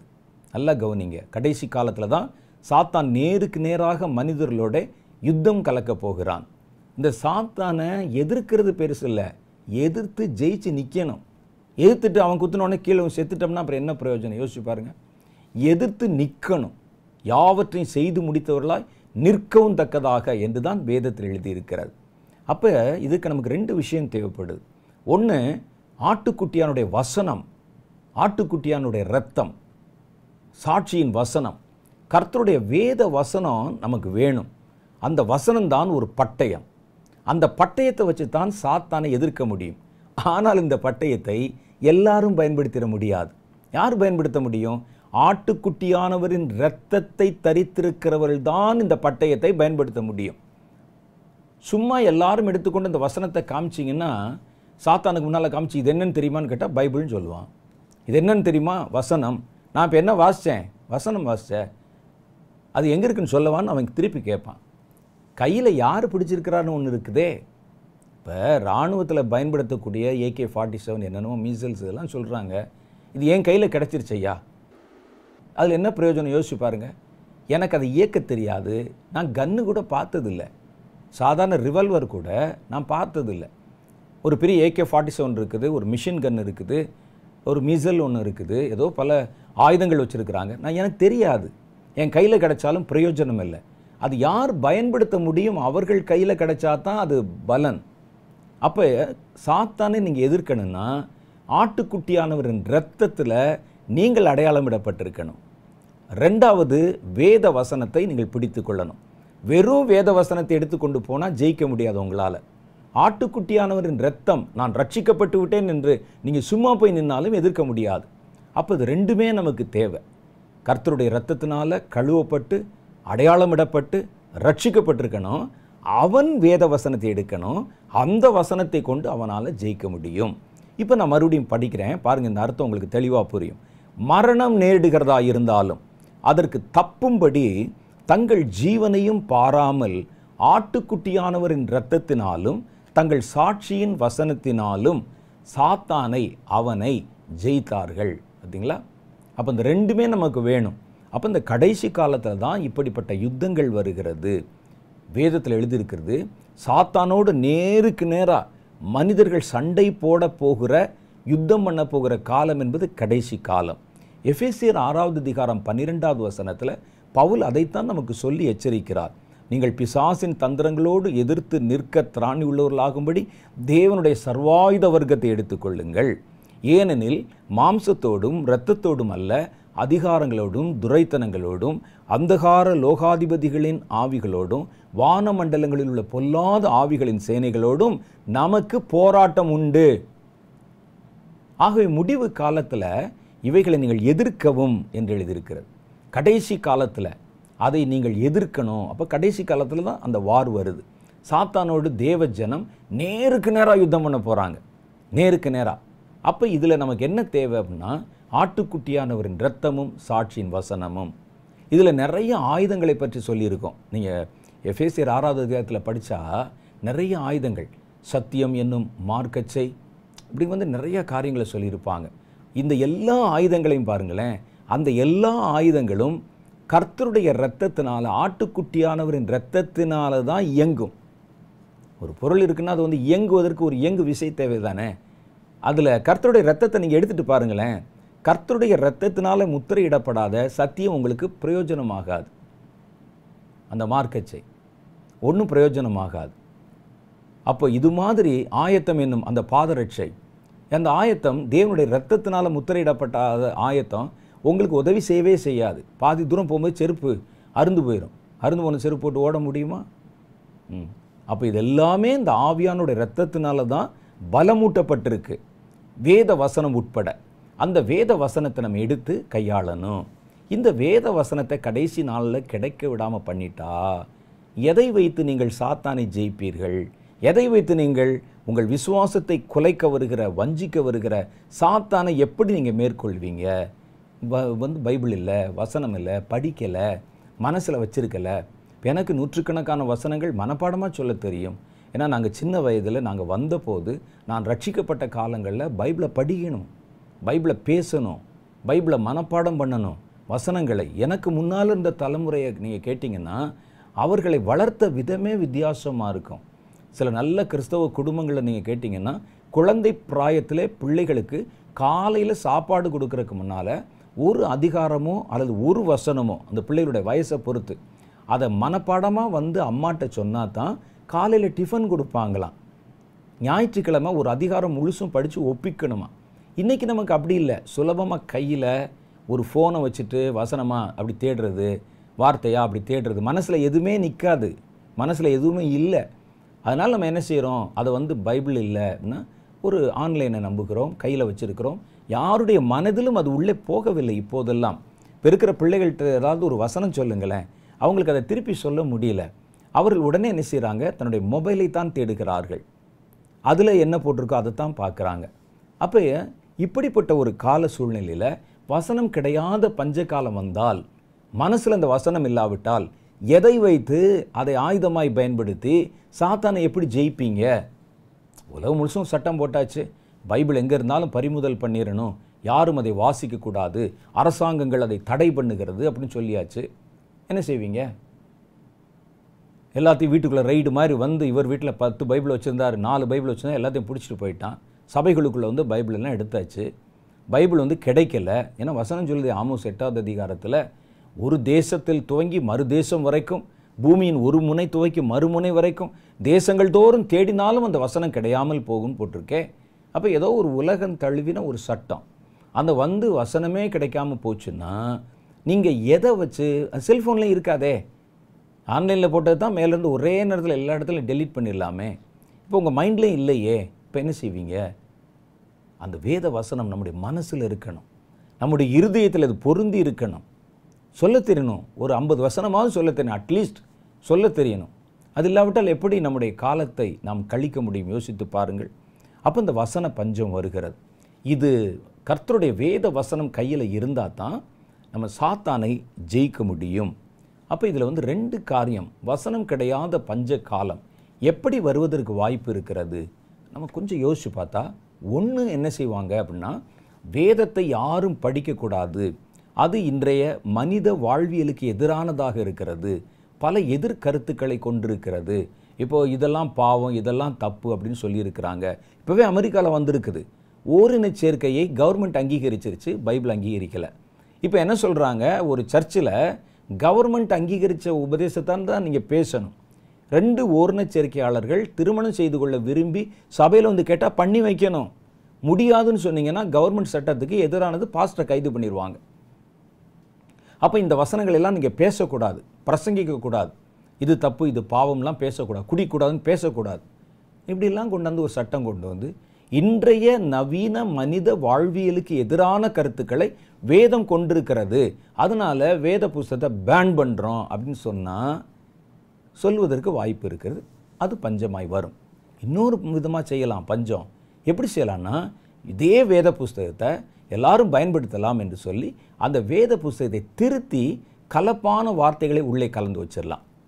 அப்போ கலப்பை உள்ள கலந்துட்டா அந்த வேத வசனம் ஆரோக்கியமான கிரியைகளை செய்ய முடியாது. ஒரு கத்தி அப்படின்னு சொன்னால் அந்த கத்தி என்ன மாதிரி உலோகத்தில் இருக்கணும்னு இருக்கும். அது டூப்ளிகேட் கத்தியாக இருக்குன்னு வச்சுங்களேன், அதில் கலப்படம் வச்சுட்டான்னு வச்சுங்களேன், 2 அடி அடித்தோடனே கத்தி வந்து 2ஆக திரிச்சு ஓடி போயிடும். டூப்ளிகேட் ஆயுதம் அப்படி மாறிடும் இல்லை. அப்போ கலப்படத்தை கொண்டு வரலாம். இந்தந்த அதிகாரங்கள், இந்தந்த வசனங்கள், இந்தந்த வார்த்தைகள் எல்லாம் இன்றைய மனித வாழ்வியலுக்கு எதிரானதாக இருக்கிறது, இதெல்லாம் கொஞ்சம் மாற்றுங்கன்னு சொல்லி பெரிய பெரிய காண்டர்பரி மத குருக்கள் எல்லாம் கூப்பிட்டு உட்கார வச்சு வேதத்தை வந்து படிங்கன்னு சொன்னால் இவன் தான் உடனே எப்போவுமே தயாராக இருக்கிறாங்களே. எல்லா மத கொள்கைகளையும் உள்ளே போட்டு வசனத்தை மாற்றி ஒரே பொதுமறையாக கொண்டு வருவோம், தனித்தனி வேதங்கள் நமக்கு தேவையில்லை அப்படின்னு சொன்னால் முதல்ல கையெழுத்து போகிறது நம்மளாக தானேயா இருப்பான். யோசிச்சு பாருங்கள். கொண்டு வந்து இதுதான் பைபிள் அப்படின்னு கொண்டாந்துட்டாங்கன்னா எப்படி இருக்கு? யோசிச்சு பாருங்கள். இன்றைக்கி இது நடக்குது. என்ன செய்கிறாங்கன்னா, வேதாகம சங்கங்கள், பைபிள் சொசைட்டி இருக்குல்ல, அது எல்லாவற்றையும் விலைக்கு வாங்குவதற்கு ஒரு பெரிய கூட்டம் முயற்சி பண்ணி கொண்டிருக்கிறது. அவர்கள் கையில் அந்த வேதாகம சங்கங்கள் விற்கப்பட்டு போய்விட்டால் என்ன நடக்கும் அப்படின்னு கேட்டால், கலப்பு வேதத்தை இனிமேல் அதில் பிரிண்ட் பண்ணுவாங்க. இந்த நல்ல வேதத்தை பிரிண்ட் பண்ணுறதை நிறுத்திடுவாங்க. அந்த பொல்லாத மனிதர்கள் கையில் இந்த சங்கங்கள் விலைக்கு போய்விட்டால் அது எல்லாத்தையும் நிறுத்திடுவான். நிறுத்திட்டு இந்த சங்கங்கள் வழியாக புது வேதாகமம், புது வார்த்தை இதை கொண்டு வந்து வெளியே வந்து கொடுக்க ஆரம்பிச்சிட்டாங்கன்னா, அதுதான் வேதம் என்று இனி வருகிற தலைமுறை, அதுதான் கர்த்தருடைய வசனம் என்று நம்ப ஆரம்பித்து விடும். எங்கள் தலைமுறைக்கு கொஞ்சம் முன்னால் என் தாத்தா படித்த பைபிள் தான் நான் படித்த முதல்ல. எங்கள் வீட்டில் இருந்த பைபிளில் எங்கள் தாத்தா, என்னுடைய தகப்பனாருடைய தகப்பனார், அவர் படித்த வேதம் ஒரு பழைய பைபிள் இருந்தது, இப்போவும் இருக்குது எங்கள் வீட்டில். அந்த பைபிளில் தான் முதல்ல நான் வாசித்தேன். ரட்சிக்கப்பட்ட உடனே பைபிள் படிக்கணுமேன்னு சொல்லி அந்த பைபிளை தான் வாசித்தேன். அந்த பைபிளில் கர்த்தர் என்கிற பேருக்கு பதிலாக சர்வேஸ்வரன் என்று எழுதியிருக்கும், பராபரன் என்று எழுதியிருக்கும், பழைய தமிழ் வார்த்தைகள் எழுதியிருக்கும். அப்புறம் அதை கொஞ்ச நாள் கழித்து மாற்றி அர்த்தத்தை மாற்றலை, வார்த்தைகளை கொஞ்சம் சுலபமாக்கி அடுத்த முறை புதிய பதிப்பு வேதாகமம் கொண்டாந்தாங்க. அதுதான் இப்போ நம்ம கையில் வச்சுருக்கிறோம். ஆனால் இப்போ பாருங்கள், அந்த பைபிள் நடைமுறையிலிருந்து மறைந்தே போய்விட்டது, யார்கிட்ட இருக்குன்னே தெரியாது. இப்போ இதுதான் வேதம் என்று நம்ம முழுசாக அதை ஏற்றுக்கொண்டிருக்கிறோம். அதே மாதிரி நாளைக்கு இந்த வேதத்தை மாற்றி வேறு ஒரு புதிய கொள்கைகளும் புதிய வசனங்களும் நிரப்பப்பட்ட வேதத்தை கொண்டு வந்தால் கொஞ்ச நாள் யோசிப்பாங்க, நாள் போக்கில் அது அப்படியே மாறி அதுதான் வேதம் என்று முத்திரையிடப்பட்டு விடும். அதனால் நான் உங்களுக்கு சொல்கிறது, இந்த வேதாகம சங்கங்களை ஒரு பெரிய டீமு, மதங்களை ஒருங்கிணைக்கக்கூடிய ஒரு டீமு, இலுமினாட்டி என்று சொல்கிறாங்க சிலர், சில இடத்துல பார்க்குறோம் இக்யூமினிக்கல் மூமெண்ட்ஸ், இவர்கள் இதெல்லாம் விலைக்கு வாங்குவதும் பெரிய பெரிய பணக்காரர் இருக்கிறான், விலைக்கு வாங்குறதுக்கு முயற்சி பண்ணுறாங்க. இந்த வேதாகம சங்கம் இப்போது நஷ்டத்தில் இயங்கி கொண்டிருக்கிறது. ஒரு வேத புஸ்தகம், இந்த பாருங்கள் நான் கையில் வச்சுருக்கிற இந்த வேத புஸ்தகம் நம்ம குறைந்த விலைக்கு கிடைக்கிறது. ஒரு 600 ரூபாயோ 700 ரூபாயோ ஒரு 1000 ரூபாய்க்குள்ளே கிடைக்கிறது. ஆனால் இந்த புஸ்தகத்தை நீங்கள் பிரிண்ட் பண்ணி பார்த்தீங்கன்னா கண்டிப்பாக இது ஒரு 15,000 20,000 ரூபாய் வரைக்கும் செலவு ஆகும். இதே மாதிரி தான் நீங்கள் கையில் பயன்படுத்தக்கூடிய சின்ன பைபிள், பெரிய பைபிள் எல்லாமே நீங்கள் வாங்குகிற விலையை போல 7 மடங்குலேருந்து 10 மடங்கு வரைக்கும் அதனுடைய உற்பத்தி செலவு வரும். நீங்கள் பிரிண்ட் பண்ணி பாருங்கள், அப்போ தான் தெரியும்.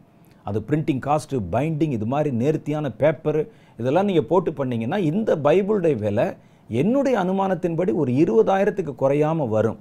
ஆனால் அந்த வேதாகம சங்கத்தார் என்ன செய்கிறாங்கன்னா, பல பேருடைய உதவினால், ஃபண்டுனால் இதை கொஞ்சம் கொஞ்சமாக நடத்தி ஜனங்கள் படிக்கணுமேன்னு தியாகத்தோடு அந்த புஸ்தகத்தை நஷ்டத்துக்கு தான் விற்றுக்கிட்டு இருக்கிறாங்க. அவங்க அதனுடைய பெரும்பகுதி செலவை எடுத்துக்கொள்கிறாங்க. இந்த பைபிளையும் நீங்கள் எங்கேயாவது இலவசமாக கிடைக்குமான்னு தேடுறீங்க. அப்போ எப்படி இருக்கும் யோசிச்சு பாருங்கள். அவர்கள் நொடித்து நசிந்து போயிருக்கிற நேரத்தில் ஒருத்தன் கொண்டாந்து உங்களால் தான் நடத்த முடியல கொடுங்கன்னு சொல்லி வாங்குவதற்கு வாய்ப்பு வந்துருமில்ல. அப்போ நம்ம என்ன செய்யணும்னா, வேதாகம சங்கங்களை நீங்கள் உங்கள் உதாரத்துவமான காணிக்கைகளில் தாங்கணும். பைபிளை எக்காரணம் கொண்டும் ஃப்ரீயாக வாங்காதீங்க. என்ன வந்துடும்? என்ன மிஞ்சி போனால் ஒரு சாதாரண ஒரு பைபிள் வாங்கணுன்னா ஒரு 250 ரூபா வந்துருமா? ஒரு ட்ரெஸ்ஸுக்கு எவ்வளோ செலவழிக்கிறீங்க? இது வாழ்க்கை முழுசும் பயன்படுத்தக்கூடிய ஒரு புத்தகம், அதுக்கு எவ்வளோ 1000 நாள் செலவழிக்கலாமே. அது போய் எங்கேயாவது இலவசமாக கிடைக்குமா? ஃப்ரீயாக தேடாதீங்க. பைபிள் விலைக்கு வாங்கினாலும் வாங்கலைனாலும் வேதாகம சங்கங்களுக்கு நீங்கள் காணிக்க கொடுங்க, அவங்கள தாங்குங்க. அவங்கள கை தளர விட்டால் இந்த ஆபத்து வருவதற்கு பெரிய வாய்ப்பு இருக்கிறது. அதனால் ரொம்ப கவனமாக இருக்கணும். இன்னும் கடைசியில் நம்ம பார்க்க போகிற சில காரியங்கள் தான் ரொம்ப முக்கியமானவைகள். இந்த வேத பஞ்சம் கடைசி நாட்களில் வந்துச்சுன்னா ஒரு பெருந்திரள் கூட்டம் விசுவாசிகள், கிறிஸ்தவர்கள் போலி அற்புதங்கள், போலி தீர்க்க தரிசனங்கள், போலி உபதேசங்கள், கள்ள வேலையாட்களுடைய கபட்டு வசனிப்பு, தந்திரம் இதெல்லாம் பார்த்து நிறைய ஏமாந்து போயிடுவாங்க. ஏமாந்து போகிறது மாத்திரம் இல்லை, மிருகத்துக்கு சிலை செய்யின்னு சொன்னால் இவன் கொண்டே காணிக்க கொடுப்பான், அதுதான் கடவுள் என்று இவர்களும் நம்ப ஆரம்பிச்சிருவாங்க. அப்போ இவர்களை பலப்படுத்துகிற, புத்திமான்கள் ஆக்குகிற வேதத்தை முடக்கிட்டா இவனை முட்டாளாக்கிடலாம். நான் சொல்ல புரியுதா? வேதத்தை முடக்கிட்டா உங்களையும் என்னையும் முட்டாளாக்கிடலாம். இந்த வேதம்தான் நமக்கு ஞானத்தையும் புத்தியையும் தெளிவையும் கொடுக்கிறது ஆவிக்குரிய காரியங்களில். அப்போ இந்த வேதத்தை முடக்குவது தான் ஒரு தந்திரம். இது முடங்கிருச்சுன்னா அவ்வளோதான், யாரையும் சுலபமாக ஏமாற்றி விடலாம், என்னையும் ஏமாற்றி விடலாம், உங்களையும் ஏமாற்றிடலாம். வசனம் இல்லாட்டால் நம்மெல்லாம் யாரையா? ஆவிக்குரிய காரியங்கள் நமக்கு என்ன தெரியும்? அதுதான் ஒரு பெரிய தந்திரம், கடைசி காலத்தில் வரப்போகிற பயங்கரம். ஆனால் இதில் ஒரு காரியத்தை, வித்தியாசமான காரியத்தை நான் உங்களுக்கு சுட்டி காட்ட விரும்புகிறேன். நீங்கள் நல்லா பார்க்கணுன்னா, இது சாத்தான் கொண்டு வர தந்திரமா? இது வரைக்கும் நான் சொன்னதை பார்த்தோன்னு நீங்கள் என்ன நினைப்பீங்கன்னா, இந்த கடைசி நாட்களில் வரக்கூடிய பஞ்சம் சாத்தானுடைய தந்திரம் அப்படின்னு நம்ம நினச்சிருப்போம். ஆனால் ஆமோஸ் 8வது அதிகாரத்தை நீங்கள் தெளிவாக படித்தா, இது சாத்தான் கொண்டு வருகிற தந்திரம் அல்ல. கர்த்தர் சொல்கிறார், நான் வரவிடுவேன் என்கிறார். அப்படி தான் இருக்குது, படித்து பாருங்கள். நான் ஒரு பெரிய ஒரு பஞ்சம் வரும், நான் தேசத்தின் மேலே பஞ்சத்தை வர வைப்பேன். மறுபடியும் பாருங்களேன், சாத்தானுடைய தந்திரம் அது என்ன போட்டிருக்கு? இதோ நான் தேசத்தின் மேல் பஞ்சத்தை அனுப்பும் நாட்கள் வரும். அது ஆகார குறைவு. இது யார் பண்ணுறான்னா, ஐயா தான் பண்ணுறார். ஆகார குறைவினால் உண்டான பஞ்சம் அல்ல, ஜலக்குறைவினால் உண்டான தாகம் அல்ல, கர்த்தருடைய வசனம் கேட்க கிடையாத பஞ்சத்தை அனுப்புவேன். அப்போ கர்த்தர் தான் அனுப்புவார். இதுதானே ரொம்ப முக்கியமானது. அப்போ என்ன செய்யணும்? கர்த்தர் அனுப்புகிறாருன்னு சொன்னால் நமக்கு ரொம்ப சுலபம். கர்த்தர் அனுப்பும்போது நம்ம கையில் காலில் விழுந்து சரிப்படுத்த வேண்டிய சரிப்படுத்தி அவரை அனுப்ப விடாமல் நிறுத்துவது நம்முடைய கைகளில் இருக்கிறது. கர்த்தர் எப்போ பஞ்சத்தை அனுப்புகிறார்? நம்ம கொஞ்சம் கவனித்து பார்ப்போம். உலகத்தில் வருகிற சாதாரண பஞ்சம், எந்த பஞ்சமாக இருந்தாலும் கர்த்தர் எதனால், எதை கொண்டு பஞ்சத்தை அனுப்புவார் அப்படின்னு நம்ம பார்த்துட்டா, அந்த குறை சபைகளில் பெருகுகிறதுனால அந்த பஞ்சத்தை கர்த்தர் அனுப்புவதற்கு வாய்ப்பு இருக்கிறது. சாத்தான் என்ன செய்வான் அப்படின்னு சொன்னால், நேரடியாக ஜனங்களை தொட முடியாது. அதுக்கு என்ன செய்வான்னா, அந்த ஜனங்களை பாவம் செய்ய வைத்து கர்த்தரை கொண்டே அவர்களை தண்டிக்க வைப்பது சாத்தானுடைய தந்திரத்தில் ஒன்று. பழைய ஸ்கூலில் நீங்கள் படிக்கும்போது ஒரு கதை படிச்சிருப்பீங்க. ஒரு காகம் ஒரு மரத்தில் முட்டையிட்டு குஞ்சு பொரித்து கொண்டிருக்கும். இந்த நல்லா முட்டை போட்டு அந்த காகம் வெளியே பறந்துட்டு வர்றதுக்குள்ளே ஒரு பாம்பு, அந்த மரத்துக்கு கீழே இருக்கிற ஒரு பொந்துக்குள்ளே ஒரு பாம்பு இருக்குது. இந்த திருட்டு பாம்பு என்ன செய்யுமா, மேலே ஏறி அந்த முட்டைகளை உடைச்சி குடிச்சிட்டு உள்ளே போயிடும். மறுபடியும் காக்கா வந்து பார்த்தா அது போட்ட முட்டையெல்லாம் காணாமல் போயிருக்கும், எல்லாம் உடைச்சி தோலாக கிடக்கும். அதுக்கு தெரிஞ்சிருச்சு இந்த பாம்பு தான் சாப்பிடுது, குடிக்குதுன்னு தெரிஞ்சிருச்சு. ஒரு நாள் அந்த பாம்பை பார்த்து சொன்னது, நான் வைத்திருக்கிற முட்டைகளை ஏன் உடைத்து குடிக்கணும்? என் பிள்ளைகளை ஏன் வந்து கருவிலே நீ சாகடிக்கிற? கொஞ்சம் மனம் இருக்கக்கூடாதான்னு. அது சொல்லிச்சு, இதுதான் என்னுடைய உணவு, நான் அப்படி தான் செய்வேன், ஒரு நாள் ஆனதை பார்த்துக்க அப்படின்னு சொல்லிருச்சு. அப்போ அந்த காக்கா தினம் ஒவ்வொரு முறை முட்டையிடும் போதும் கண்ணும் கருத்துமாக பார்ப்பதற்கு யோசிக்கும். கடைசியில் அந்த காகத்திற்கு ஒரு ஐடியா வந்துச்சு, இந்த பிரச்சனைக்கு காரணமான பாம்பை போட்டு தள்ளிட்டா, பாம்பை வந்து அழிச்சிட்டா இந்த பிரச்சனை வராமல் இருக்குமே, நமக்கு நம்முடைய வம்சம் விருத்தியாகுமேன்னு யோசிச்சு. ஆனால் ஒரு பெரிய பாம்பை, ஒரு நல்ல பாம்பை ஒரு காகம் எப்படி கொல்ல முடியும்? அதுவும் பொந்துக்குள்ளே போய் உட்கார்ந்துருக்கே அப்படின்னு யோசித்தது. பஞ்சதந்திர கதைகளில் நீங்கள் எப்பவும் படிக்கிறதா, நரி தான் வந்து தந்திரம் சொல்லும் எப்போவும். அந்த நரி இந்த மரத்துக்கு கீழே வந்து இந்த காகம் சோகமாக இருக்கிறத பார்த்து, அதை பார்த்து கேட்குது, ஏன் இப்படி சோகமாக இருக்க? இந்த பாம்பு வந்து தினம் நான் வைக்கிற முட்டைகளை, அந்தந்த பருவத்தில் இடுகிற முட்டைகளை வந்து குடிச்சிட்டு போயிடுது, எவ்வளோ சொன்னாலும் கேட்க மாட்டேன், திமிரா பேசுதே அப்படின்னு சொன்னது. உடனே அதற்கு ஒரு தந்திரம் சொன்னது, நீ தான் காகம் தானே, பறந்து போ. அரண்மனை குளத்தில், அரண்மனை வளாகத்தில் ஒரு பெரிய குளம் இருக்குது, அங்கே மகாராணி தினம் வந்து குளிப்பா, அதுக்குள்ளே யாருமே போக முடியாத அந்த இடத்துல, அந்த இடத்துக்குள்ளே அது நல்ல ஒரு வெட்ட வெளியாக இருக்கும். நீங்கள் உங்களுக்கு இந்த சில திரைப்படங்கள் எல்லாம் பார்த்துருப்பீங்க, மகாராணி குளிக்கிற ஒரு குளியல், ஒரு ஸ்விம்மிங் பூல். அதில் என்ன செய்வான்னா, அவள் குளிக்க போகும்போது தன்னுடைய விலையுயர்ந்த நகைகளை அந்த கரையில் கலட்டி வச்ச மேலே ஒரு கல் இருக்கிறதுல கலட்டி வச்சுட்டு குளிக்க போவாள். அந்த இடத்துல ஒரு மரம் இருக்குது, நீ அந்த மரத்தில் போய் உட்காந்துக்க. நீ என்ன செய்யணும், அவள் அந்த நகையை கலட்டி வச்ச உடனே ஒரு வைர மாலை இருக்கும், ரொம்ப முக்கியமானது அவளுக்கு, அதை தூக்கிட்டு வந்துரு. அதை தூக்கிட்டு வரும்போது அந்த போர் வீரர்கள், சேவகர்கள் உன்னை பார்க்குற மாதிரி தூக்கிட்டு வரணும். அவர்கள் பின்னால் விரட்டிகிட்டே வருவாங்க. அதை கொண்டு வந்து இந்த பாம்பு இருக்கிற புத்துக்குள்ளே போட்டுரு, அப்புறம் நடக்கிறது பாருன்னு சொன்னது. அதே மாதிரி இந்த காகம் போனது, குளிக்கிற இடத்துல மேலே மரத்தில் போய் உட்கார்ந்தது. மகாராணி வந்தார்கள், தன்னுடைய நகையை கலட்டி வச்சாங்க, அடிச்சிருச்சு. அடித்தோடனே பக்கத்தில் இந்த வீரர்கள் ஐயோ ஐயோ போச்சேன்னு கத்துறாங்க. அந்த அம்மா எவ்வளோ பல கோடி ரூபா விலை மதிப்புள்ளதுன்னு கத்துறாங்க. உடனே போர் வீரர்கள் அதை துரத்தி கொண்டே ஓடுறாங்க. அது பறந்து வேகமாக பறந்து போய் மரப்பொந்தில் உள்ளே கொண்டு போய் இந்த ஜுவல்லை வந்து உள்ளே போட்டுருச்சு. அவ்வளோதான், அந்த உள்ளே போட்டுருச்சுன்னு சொல்லி. அப்புறம் இந்த காக்காய் பார்க்க மாட்டான், இது போட்டுட்டு மேலே போய் உட்காந்துருச்சு. உடனே அதை பார்த்து உடனே அதை வந்து இடித்தார்கள். இதுக்குள்ளே தான் விழுந்துச்சு, இதுக்குள்ளே தான் விழுந்துச்சு சொல்லி இடித்தாங்க. அந்த பாம்பு வெளியே எட்டி பார்த்து யாரா அப்படின்னு பார்த்தது, ஒரே போட்டு தலையில் போட்டு உள்ள பாம்பில் இருக்கு, அடித்து போட்டு தேடுறான்னா, அடித்து போட்டு போயிட்டாங்க. தன்னால் முடியாவிட்டால் அவர்களை யாரையாவது ஒரு ஆளை வச்சு போடுற மாதிரி இப்படி ஒரு தந்திரம். இது சாத்தானுடைய தந்திரம். என்ன செய்யும்? நேரடியாக தேவனுடைய ஜனங்களை தொட முடியலைன்னா, நேரடியாக தேவனுடைய ஜனங்களை அவன் வஞ்சிக்க முடியாது. அதனால் என்ன செய்கிறான்னா, இவர்களை பாவம் செய்ய தூண்டுகிறான். பாவம் செய்ய ஆரம்பிக்கும் போது கர்த்தர் தம்முடைய நீதியின் அடிப்படையிலே தன் ஜனமாக இருந்தாலுமே அவர்களை தண்டித்து தான் ஆக வேண்டும். அந்த மாதிரி பாவங்களை இவங்க செய்ய வச்சிருவான். இப்போ சாத்தான் இந்த பஞ்சத்தை கொண்டு வருவதற்கு சபைகளை, ஜனங்களை எந்தெந்த விதங்களில் பாவம் செய்ய வைத்தால் அவர்கள் மேலே கர்த்தருடைய கோபம் உண்டாகி கர்த்தர் இந்த பஞ்சத்தை அனுப்புவார் என்பதை சாத்தான் அறிந்து அந்த பாவங்களை செய்யும்படிக்கு சபைகளை தூண்டுவது தான் அவனுடைய வேலை. இதை கேட்டு நாமும் அந்த பாவத்தை செய்ய ஆரம்பித்த உடனே கர்த்தர் தம்முடைய நீதியின்படி இந்த தண்டனையை அனுப்பிவிடுகிறார் தேசத்தின் மேலே. சரி, பஞ்சம் வருவதற்கு ஏதுவா என்ன மாதிரி பாவம் செய்தால் கர்த்தர் தருகிற தண்டனையான பஞ்சம் வருகிறது என்பதை வேதத்திலிருந்து சில காரியங்களை மாத்திரம் பார்த்து வேகமாக நம்ம நிறைவுக்கு கொண்டு வந்துடுவோம். முதல் காரியம், இந்த வருகிற வசன பஞ்சம் கர்த்தரிடத்திலிருந்து தான் வருகிறது. ஆனால் மனிதர்கள் செய்கிற ஏதோ ஒரு தவறுனால தான் வருகிறது. கர்த்தர் அனுமதிக்கிறார். அனுமதித்து அந்த பஞ்சத்தை கொண்டு வந்த உடனே அதை சாத்தான் பயன்படுத்தி கொள்கிறான். இதுதான் எப்பவும் சாத்தானால் நடத்தப்படுகிற ஒரு காரியம். அந்த வசனத்துக்கான பஞ்சங்களை கர்த்தர் ஏன் அனுப்புகிறார்? மனிதர்கள் எப்படி இருந்தால் இந்த பஞ்சம் வரும்? சாதாரண பஞ்சமாக இருந்தாலும் சரி, அது வசன பஞ்சமாக இருந்தாலும் சரி, அதுக்கு உண்டான தப்பு உடைய மாதிரி தப்பு தானே. பாருங்கள், கர்த்தருடைய ஜனங்கள் நடுவிலே பிரிவினைகள் உண்டாகும்போது கர்த்தர் பஞ்சத்தை தேசத்திலே அனுப்புகிறார். கர்த்தருடைய பிள்ளைகளுக்கு நடுவில் பிரிவினை, நான் பெரியவன், நீ பெரியவன், அவன் இவன் சொல்லி இந்த பிரிவினைகள் உண்டாகும்போது கர்த்தர் அதை ஒரு பஞ்சத்தை தேசத்தின் மேல் வரவிடுகிறார். ஒரு அதிகாரத்தில் ஒரு வசனத்தை வாசிக்கிறேன் பாருங்கள். 2 சாமுவேலின் புஸ்தகம் 24வது அதிகாரம் 1-13 வரைக்கும் உண்டான வசனம். அதில் கர்த்தர் தம்முடைய தீர்க்கதரிசியை தாவீதிடத்தில் அனுப்பி கேட்கிறார், நீ செய்த இந்த தவறுக்கு தேசத்தின் மேலே 7 வருஷம் பஞ்சத்தை அனுப்பவான்னு கேட்குறார். அப்போ அந்த பஞ்சத்தை 7 வருஷம் அனுப்ப போகிறேன் நீ செய்த தவறுக்கு. என்ன தவறு செய்தார்? எதற்காக இந்த பஞ்சத்தை 7 வருஷம் அனுப்ப போகிறார்கள்? பாருங்கள், கர்த்தருடைய கோபம் திரும்ப இஸ்ரவேலின் மேல் வந்தது. வசனம் நம்பர் சொல்லிட்டேன்னா 2 சாமுவேல் 24வது அதிகாரம் 1-13 வரைக்கும் கொஞ்சம் நம்ம படித்தா போதும்.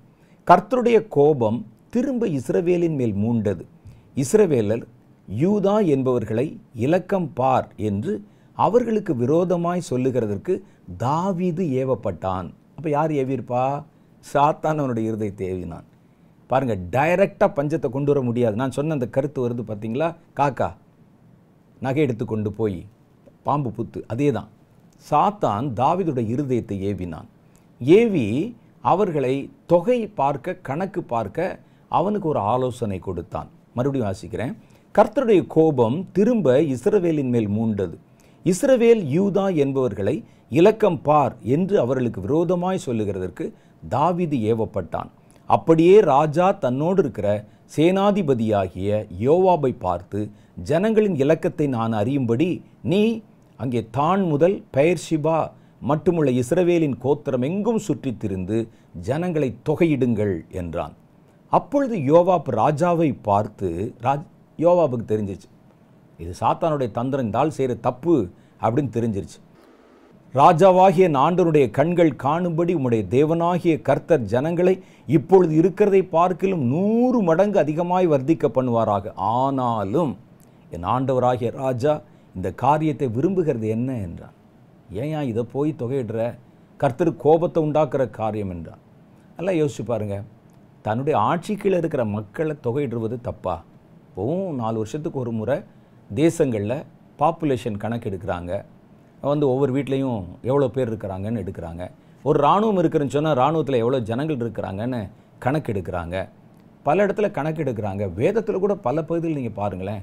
நாளாகம புஸ்தகத்தில் தேவாலயத்தில் எவ்வளோ பொருள் இருந்தது கணக்கு இருக்குது.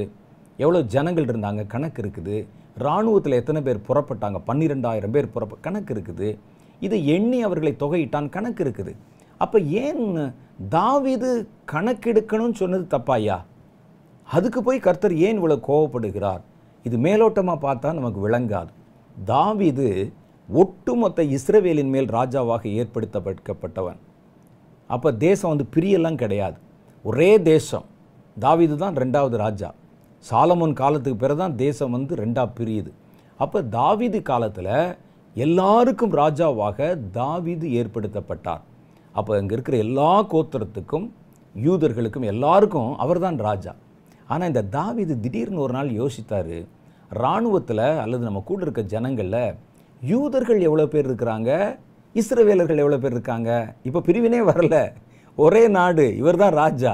அதான் சொல்கிறான், கர்த்தர் இன்னும் அதிகமாக உண்மை வர்த்திக்க பண்ணுவாரே, உமக்கு ஏன் புத்தி இப்படி போகுதுன்னு யோவாப் வந்து கேட்குறாரு அவர்கிட்ட. அவர் சொல்கிறாரு, யூதாவை தனியாக கணக்கு போடுங்க, இஸ்ரவேலை கணக்கு போடுங்க. இப்போ பாருங்கள் 1ஆம் வசனத்தை படித்து பாருங்கள். கர்த்தருடைய கோபம் திரும்ப இஸ்ரவேலின் மேல் மூண்டது, இஸ்ரவேல் யூதா என்பவர்களை இலக்கம் பார் என்றான். அப்படின்னா என்ன அர்த்தம்? இஸ்ரவேலர்கள் வேற, யூதர்களை மாத்திரம் தனியாக. ஏன்னா இவர் யூதர் ஜாதி. நம்ம ஆளுக்கு எவ்வளோ பேர் இருக்கான், மற்றவர்கள் எவ்வளோ பேர் இருக்காங்க, சபையில் ஜாதி கணக்கு போடுறதில்ல. இந்த ஜாதி பிரிவினைகளை வைத்துக்கொண்டு சபை நடத்தி அதில் செழித்து கொண்டு இருக்கிறோம் பாருங்கள். இதுதான் கர்த்தருடைய கோபத்துக்கு காரணம். கர்த்தர் வசன பஞ்சத்தை முடுக்கிடுவார். இது முதல்ல சீர்படுத்தப்படணும். சொன்னால் நாங்கள் வந்து எல்லாத்துக்கும் நீங்கள் தானேங்க ராஜா. அப்படி இருக்கும்போது ஏன் தனித்தனியாக கணக்கு பார்க்குறீங்க? எல்லாரையும் தொகையிடுன்னு சொன்னால் யாரும் கேட்க போகிறதில்ல. இவர் சொன்னதை பாருங்களேன், இஸ்ரவேலையும் யூதாவையும் தனித்தனியாக தொகையிடுங்க. ஏன் ஆளுக்கு எவ்வளோ பேர் இருக்கிறாங்க, நாளைக்கு ஒரு பிரச்சனை வந்தால் ஏன் ஜாதிக்காரன் என்னை கைவிட மாட்டான். அப்போ ஏன் நம்ம பக்கத்தில் எவ்வளோ பேர் இருக்கிறாங்க, எவ்வளவு இராணுவ அமைச்சர்கள் இருக்கிறாங்க, இராணுவ வீரர்கள் இருக்கிறாங்க, மக்கள் எவ்வளோ இருக்கிறாங்க எனக்கு தெரியணும். மற்ற இஸ்ரவேல்லாம் அது ஒரு கூட்டமாக, ஏன்னா இவர் பிறந்தது இந்த இனமாம், இந்த ஜாதியாம். தாவீதுக்கு மனசுலேயே ஜாதி இருந்திருக்கு ஐயா. இன்றைக்கி பாருங்கள், இந்த சபைகளில் ஒரு ஊழியத்தில் நான் முதல்ல ஊழியத்துக்குள்ளே கடந்து வந்த போது இது மாதிரி பிரச்சனைகள் நிறைய பார்த்துருக்கிறேன். நான் அப்போ தான் முதல்ல சபைக்கு போகிறேன். பக்கத்தில் ஒருத்தர், நீங்கள் என்ன ஆளுக்குன்னு கேட்டார். எனக்கு உண்மையிலே தெரியாது, எனக்கு இப்போ வரைக்கும் தெரியாது. என்னுடைய சர்டிஃபிகேட் வேணுமானால் நீங்கள் எடுத்து பாருங்கள். என் தகப்பனார் அந்த நாட்களிலே இந்தியன் கிறிஸ்டியன் என்று தான் கொடுத்துருக்கிறார். கேஸ்ட்னு போட்ட இடத்துல எங்கள் வீட்டில் எல்லாருடைய பேர்லையும் இந்தியன் கிறிஸ்டியன் என்று தான் இருக்கும், எந்த ஜாதியும் இருக்காது, எங்களுக்கு தெரியவும் தெரியாது.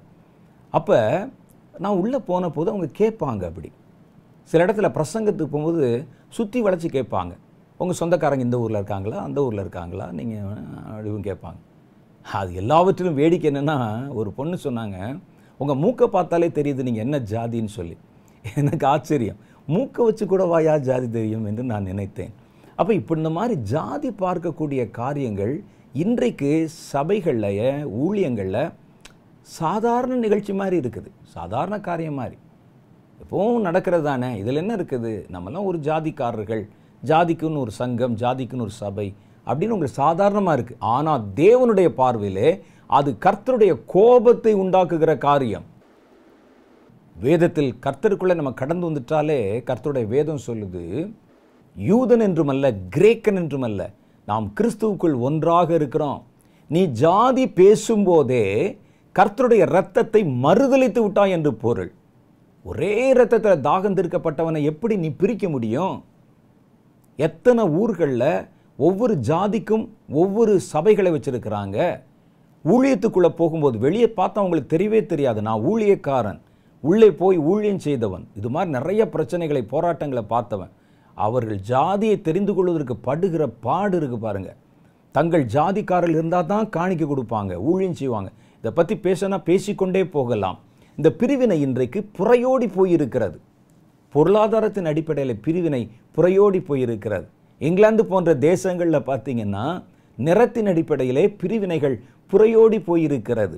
மகாத்மா காந்தி ஒரு முறை லண்டனில் இருந்தபோது ஒரு தேவாலயத்துக்கு போனார். நீங்கள் படிச்சிருப்பீங்க சத்திய சோதனை புஸ்தகத்தில். அந்த தேவாலயத்தில் போய் ஆராதிக்க போனார். ஒருவர் வந்து தட்டினார் அவரை பார்த்து. அவர் சொன்னார், இந்தியர்கள் இங்கே வந்து ஆராதிக்கக்கூடாது, இது வெள்ளையர்களுக்கான ஆலயம் என்று சொன்னார்.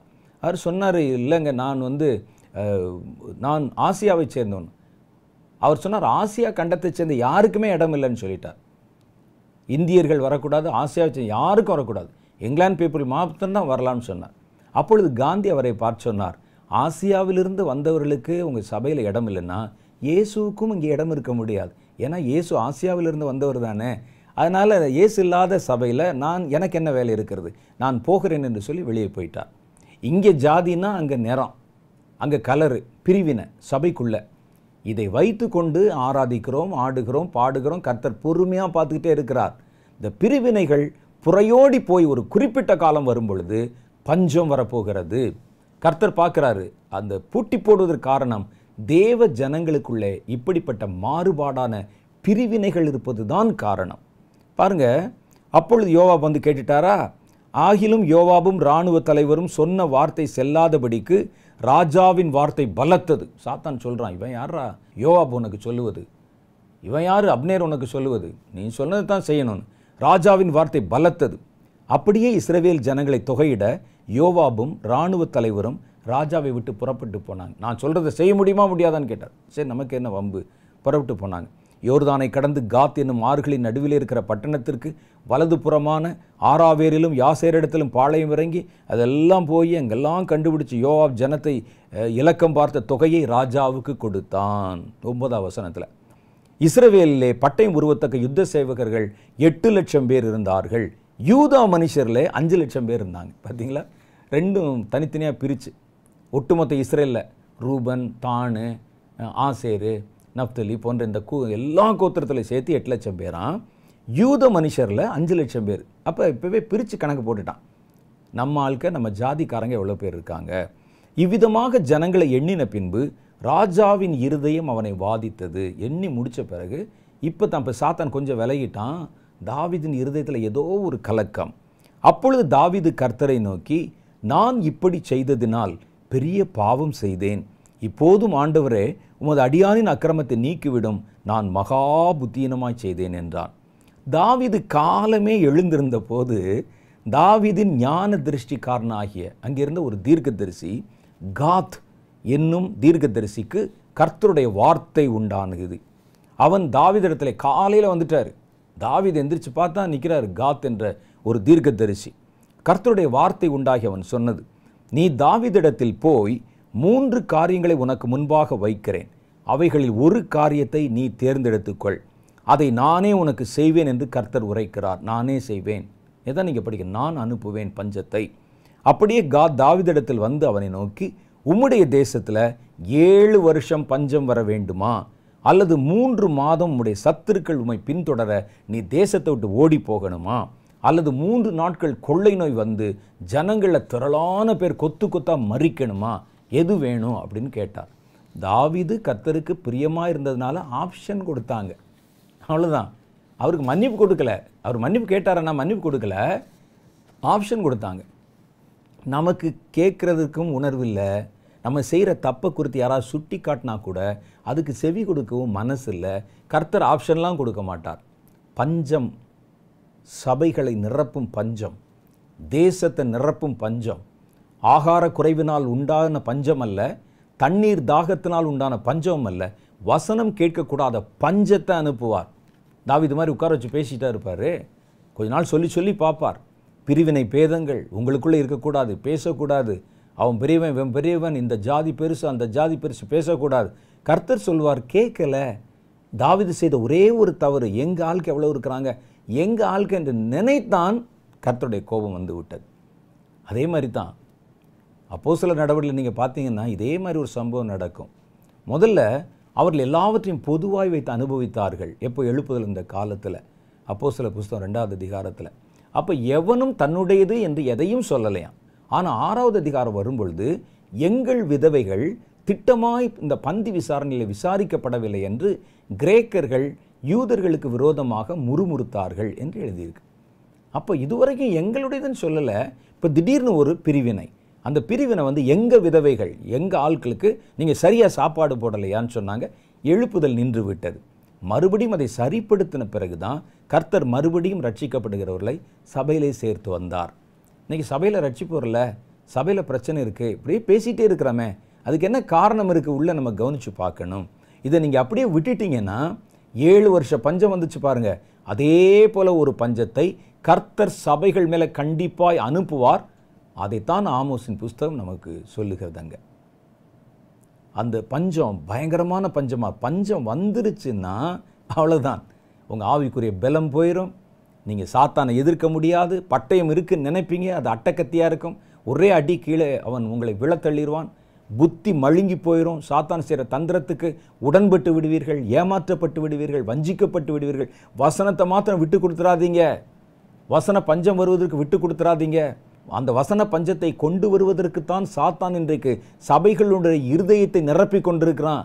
ஜாதி பிரிவினை பேதங்களை காண்பித்து, பணக்கார சபை ஏழை சபைன்னு பிரிவினைகளை காண்பித்து நிரப்பி கொண்டிருக்கிறான், பார்த்து கொண்டிருக்கிறோம். ஒரு இடத்துல ஒரு சம்பவத்தை நான் பார்த்து ஆச்சரியப்பட்டேன். ஒரு பெரிய சபை, ஒரு பெரிய சர்ச்சு. அந்த சர்ச்சு பக்கத்தில் ஒரு சின்ன சர்ச்சு. நான் அடிக்கடி சொல்லியிருக்கிறேன். நான் பார்த்தேன், என்னது நேராக கண்ணுக்கு நேராக அந்த சின்ன சர்ச்சு பக்கத்தில் இந்த சபைக்கு பின்னால் ஒரு ஸ்லம் ஏரியா மாதிரி இருக்குது. இந்த பெரிய சபைக்கு ஏறத்தாழ 50,000 பேருக்கு மேலே வரக்கூடிய ஜனங்களை, அங்கத்தினர்களை கொண்டிருக்கிற ஒரு சபை. அந்த சபைக்கு பின்னால் இருக்கக்கூடிய ஸ்லம் பகுதியில் ஒரு சின்ன சர்ச் இருக்குது. அந்த சர்ச்சு பார்த்திங்கன்னா எளிய ஜனங்கள் உள்ளே வர முடியும். ஏன்னா இவங்கெல்லாம் இங்கே போக முடியாது. இவங்கெல்லாம் பெரிய பெரிய காரில் பங்களாக்கள் வைத்திருக்கிறவங்க. இவங்கெல்லாம் அங்கே போக மாட்டாங்க, போக முடியாது, போக விட மாட்டாங்க. போனாலும் வித்தியாசமாக நடத்துவாங்க. ஒரு சின்ன போதகர் அந்த இடத்துல ஒரு குடிசை மாதிரி ஒன்று போட்டு, அந்த இடத்துல கம்புகளை நட்டு அதுக்கு மேலே வைத்து அந்த பனை ஓலையோ தென்னை ஓலையோ இதெல்லாம் போட்டு சுற்றிலும் எங்கேயோ இருக்கக்கூடிய அந்த ஃப்ளக்ஸ் போர்டுகளை வாங்கி ஓரத்தில் அப்படி அடுக்கி வச்சு ஒரு சர்ச்சு மாதிரி வச்சு, அந்த சபையினுடைய கூரையில் கிழிந்த துணிகளெல்லாம் மேலே போட்டு நனைஞ்சிராமல் அல்லது ஏதாவது சேதமாகாமல் இருக்க போட்டு, அது பார்த்தாலே கந்தர்கோலமாக இருக்குது. அந்த சபைக்குள்ளே ஞாயிற்றுக்கிழமை ஆராதனை நடக்குது.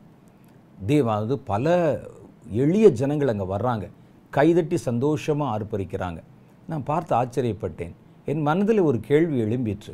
இவர்கள் இவ்வளோ பெரிய சபை இருக்கிறாங்களே, அந்த பக்கத்தில் இருக்கிற லாசருவை ஏன் இவர்கள் பார்க்க மாட்டேங்கிறாங்க? பக்கத்தில் இருக்கிறவர்கள் இவ்வளோ கஷ்டப்படுறாங்களே, ஏன் அவங்களுடைய மனசு அதன் மேலே போக மாட்டேங்குது என்று நான் நினைத்தேன். இதை விட வேடிக்கையான ஒரு காரியத்தை சொல்கிறேன். திடீரென்று ஒரு பெரும் மழை பெய்து வெள்ளம் வந்தது. வெள்ளம் வந்து பல இடங்களில் ஊர் மிதக்குது. அந்த நான் சொல்கிற அந்த குறிப்பிட்ட பட்டணத்தில்.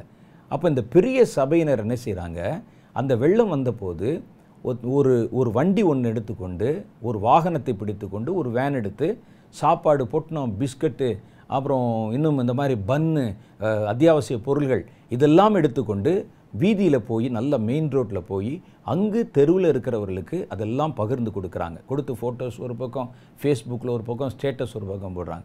நான் நினச்சேன், இந்த ரோட்டில் இருக்கிறவங்க பாதிக்கப்பட்டிருக்கிற மாதிரி தானே இவங்க சபைக்கு பின்னால் இருக்கிற அந்த சபை பாதிக்கப்பட்டிருக்கோம்.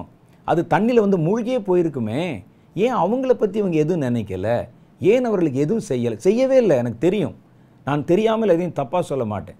ஏன் செய்யலைன்னு கேட்டால், இதை வெளியே ரோட்டில் போய் செஞ்சால் விளம்பரம், இவர்களுக்கு செஞ்சால் வெளியவே வராது. அப்போ எவ்வளவு நம்ம பிரிவினை பேதம் பார்க்குறோம் பாருங்கள். ஏழைகளுக்கு ஒரு நீதி, பணக்காரர்களுக்கு ஒரு நீதி. சபையில் கூட பணக்கார சபை, ஏழை சபை, இவர் ஏழை பாஸ்டர், எளிய பாஸ்டர். என்னது? கர்த்தர் பொறுமையாக பார்த்து கொண்டே இருக்கிறார். காலம் வரும், பஞ்சம் தேசத்தை வாட்டப் போகிறது. அப்போ தான் கர்த்தருடைய ஜனங்கள் தடுமாற போகிறத பார்க்க போகிறோம். இப்போ என்ன செய்யணும்? இப்போவே இந்த பிரிவினை பேதங்களுக்கு இந்த வார்த்தைகளை கேட்கிற நீங்கள் மனசில் கூட இடம் கொடுக்கக்கூடாது. அவன் கர்த்தருடைய இரத்தத்தில் பிறந்தவன். யாராக இருந்தாலும், ஏழையாக இருந்தாலும், அவன் வேறு ஜாதிக்காரனாக இருந்தால், கர்த்தருடைய இரத்தத்தில் பிறந்தவனே ஜாதி, உங்கள் பாரம்பரியம் எல்லாம் அடிபட்டு போய்விடுகிறது. அவனை நேசிக்கணும். ஒரு தாய் வயிற்றில் பிறந்தவர்களை நீங்கள் சகோதரர்கள் என்று நேசிக்கும் போது, ஒரே கர்த்தருடைய இரத்தத்தில் பிறந்தவன் மாத்திரம் எப்படி வேற்றாளா உங்களுக்கு மாறி போவான்? இந்த நிலையை நீங்கள் வளர விட்டால் சபைகள் ஆகார குறைவான பஞ்சத்தை கண்டிப்பாக சந்திக்கும். நல்ல வார்த்தை கிடைக்காது, கலப்புள்ள உபதேசம், தடுமாற ஆரம்பிச்சிருவோம்.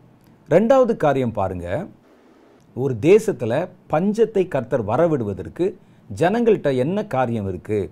எரேமியா தீர்க்கதரிசியின் புஸ்தகம் 11வது அதிகாரம் 21 23 வரைக்கும் உண்டான வசனங்கள் சொல்லுகிறது. நான் உங்களுக்கு வேகமாக வாசிடுறேன். ஆதலால் நீ எங்கள் கைகளில் சாகாதபடி கர்த்தருடைய நாமத்தினாலே தீர்க்க தரிசனம் சொல்ல வேண்டாம் என்று சொல்லி.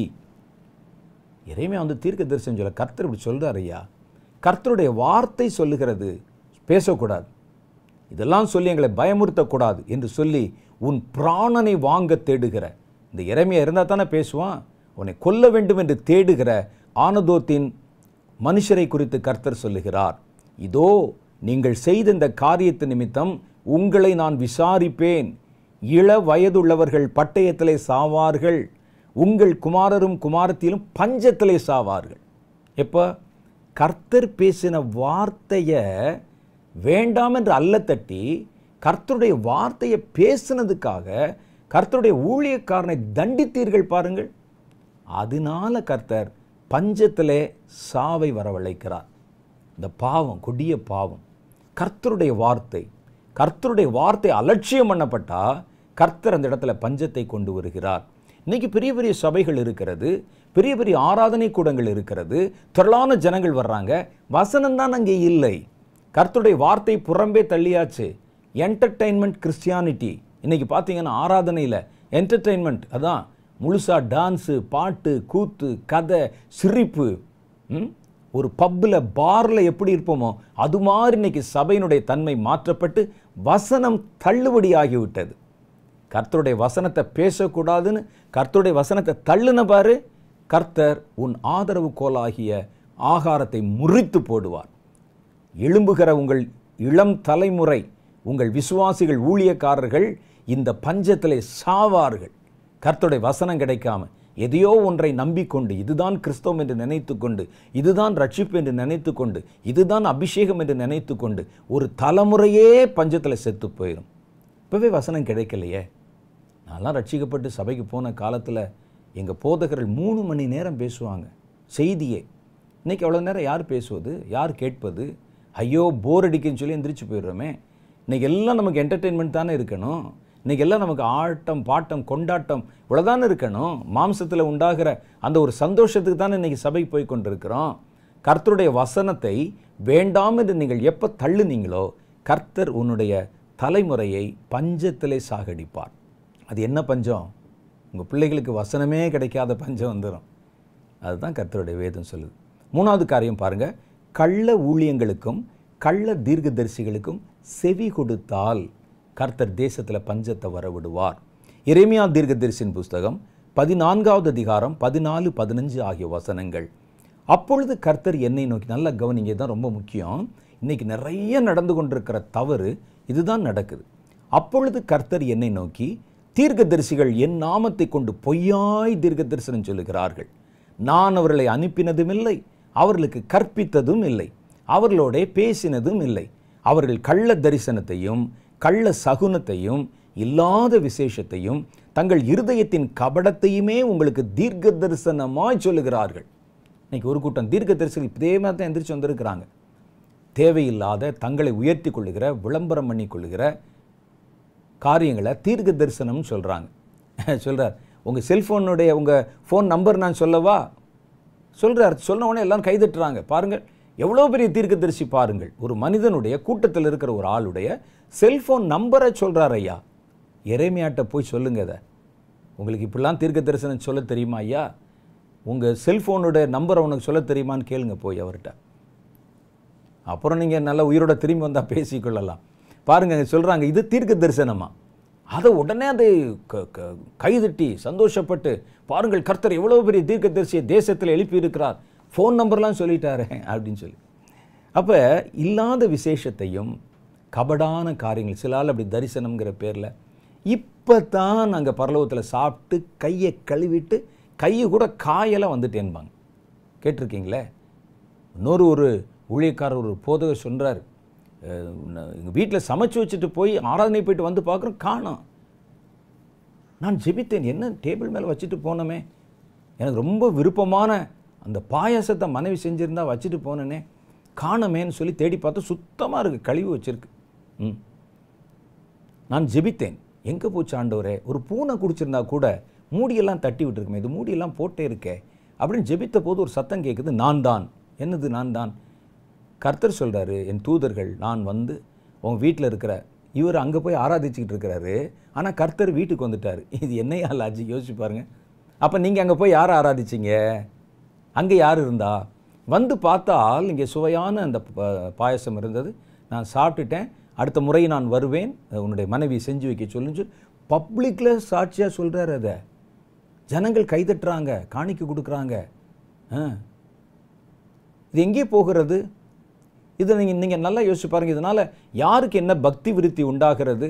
தன் மனதில் தோன்றுகிறது. இன்னொருவர் சொல்லுகிறார், உங்கள் வீட்டில் செய்யக்கூடிய டிஃபன் வந்து அவ்வளோ நல்லா இருக்குது, அடுத்த முறை நான் வருவேன், ரோட்டு கடையில் பக்கத்தில் இருக்க இன்ன ஹோட்டலில் எனக்கு இன்னென்ன விதமான மெனு வாங்கி வை அப்படின்னு கர்த்தர் சொல்லிட்டு போனார்னு ஒரு நல்ல வயசான ஊழியர் சாட்சி சொல்கிறாரு. என்னது, என்ன பரலோகத்தில் மண்ணாகுன்னா கிடைக்கலையா, அல்லது டேஸ்ட்டு குறைஞ்சிருச்சா? ஏன் பூமிக்கு வந்து வீட்டில் கிச்சனை போய் ஏன் உருட்டுறாங்க? இதெல்லாம் நமக்கு தெரியல. கேட்ட உடனே ஒன்று நான் சொன்ன மாதிரி ஏற்கனவே ஒரு 10 பேர் அப்படியே சாமி வந்து ஆடி கீழே விழுந்து மயக்கம் போட்டு அவன் வேறு 2 தீர்க்க தரிசனம் சொல்லி எரியிற தீயில எண்ணெய் ஊற்றிடுவாங்க. பார்த்துருக்கீங்கள நீங்கள்? இதெல்லாம் இதனால் என்ன பிரயோஜனம் இருக்கிறது? யாருக்கு என்ன சொல்ல வருகிறீர்கள்? நீங்கள் என்ன சொல்ல வர்றாங்கன்னா, கர்த்தரும் நாங்களும் ரொம்ப அப்படி நெருக்கம். நீங்கள் எனக்கு செஞ்சீங்கன்னா அது கர்த்தருக்கு செஞ்ச மாதிரி. கர்த்தர் வேறு யார்ட்டையும் பேச மாட்டார், என்கிட்ட தான் பேசுவார் அப்படின்னு ஒரு ஷோ காமிச்சு ஜனங்களை பயமுறுத்தி நம்ப வைத்து உங்களை உயர்த்தி கொள்கிற திட்டம் தானே இது. இது ஒன்றும் புதுசு இல்லை, அந்த காலத்தில் இருந்திருக்கிறான். அவர்கள் கள்ள தரிசனத்தையும் கள்ள சகுனத்தையும் இல்லாத விசேஷத்தையும் தங்கள் இருதயத்தின் கபடத்தையுமே உங்களுக்கு தீர்க்க தரிசனமாக சொல்கிறாங்க. கர்த்தர் வீட்டில் வந்து சாப்பிட்டு போனார் அப்படிங்கிறத கேட்குற விசுவாசிகளுக்கு அதனால் என்ன பிரயோஜனம்? என்ன பண்ண போகிறாங்க? என் மனைவி செய்கிற ஒரு குறிப்பிட்ட ஒரு பதார்த்தம் நல்லா இருக்குன்னு பரலோகத்தில் சர்டிஃபிகேட் சரி இருக்கட்டும், அதில் உங்கள் விசுவாசிகளுக்கு என்ன பக்தி விருத்தி உண்டாக போகுது? அதை கேட்டவங்க என்ன செய்ய போகிறாங்க சொல்லுங்கள்? அதில் என்ன கர்த்தர் சொல்ல வேண்டிய காரியம் என்ன இருக்கிறது? என்ன தீர்க்க தரிசனம் இருக்கிறது?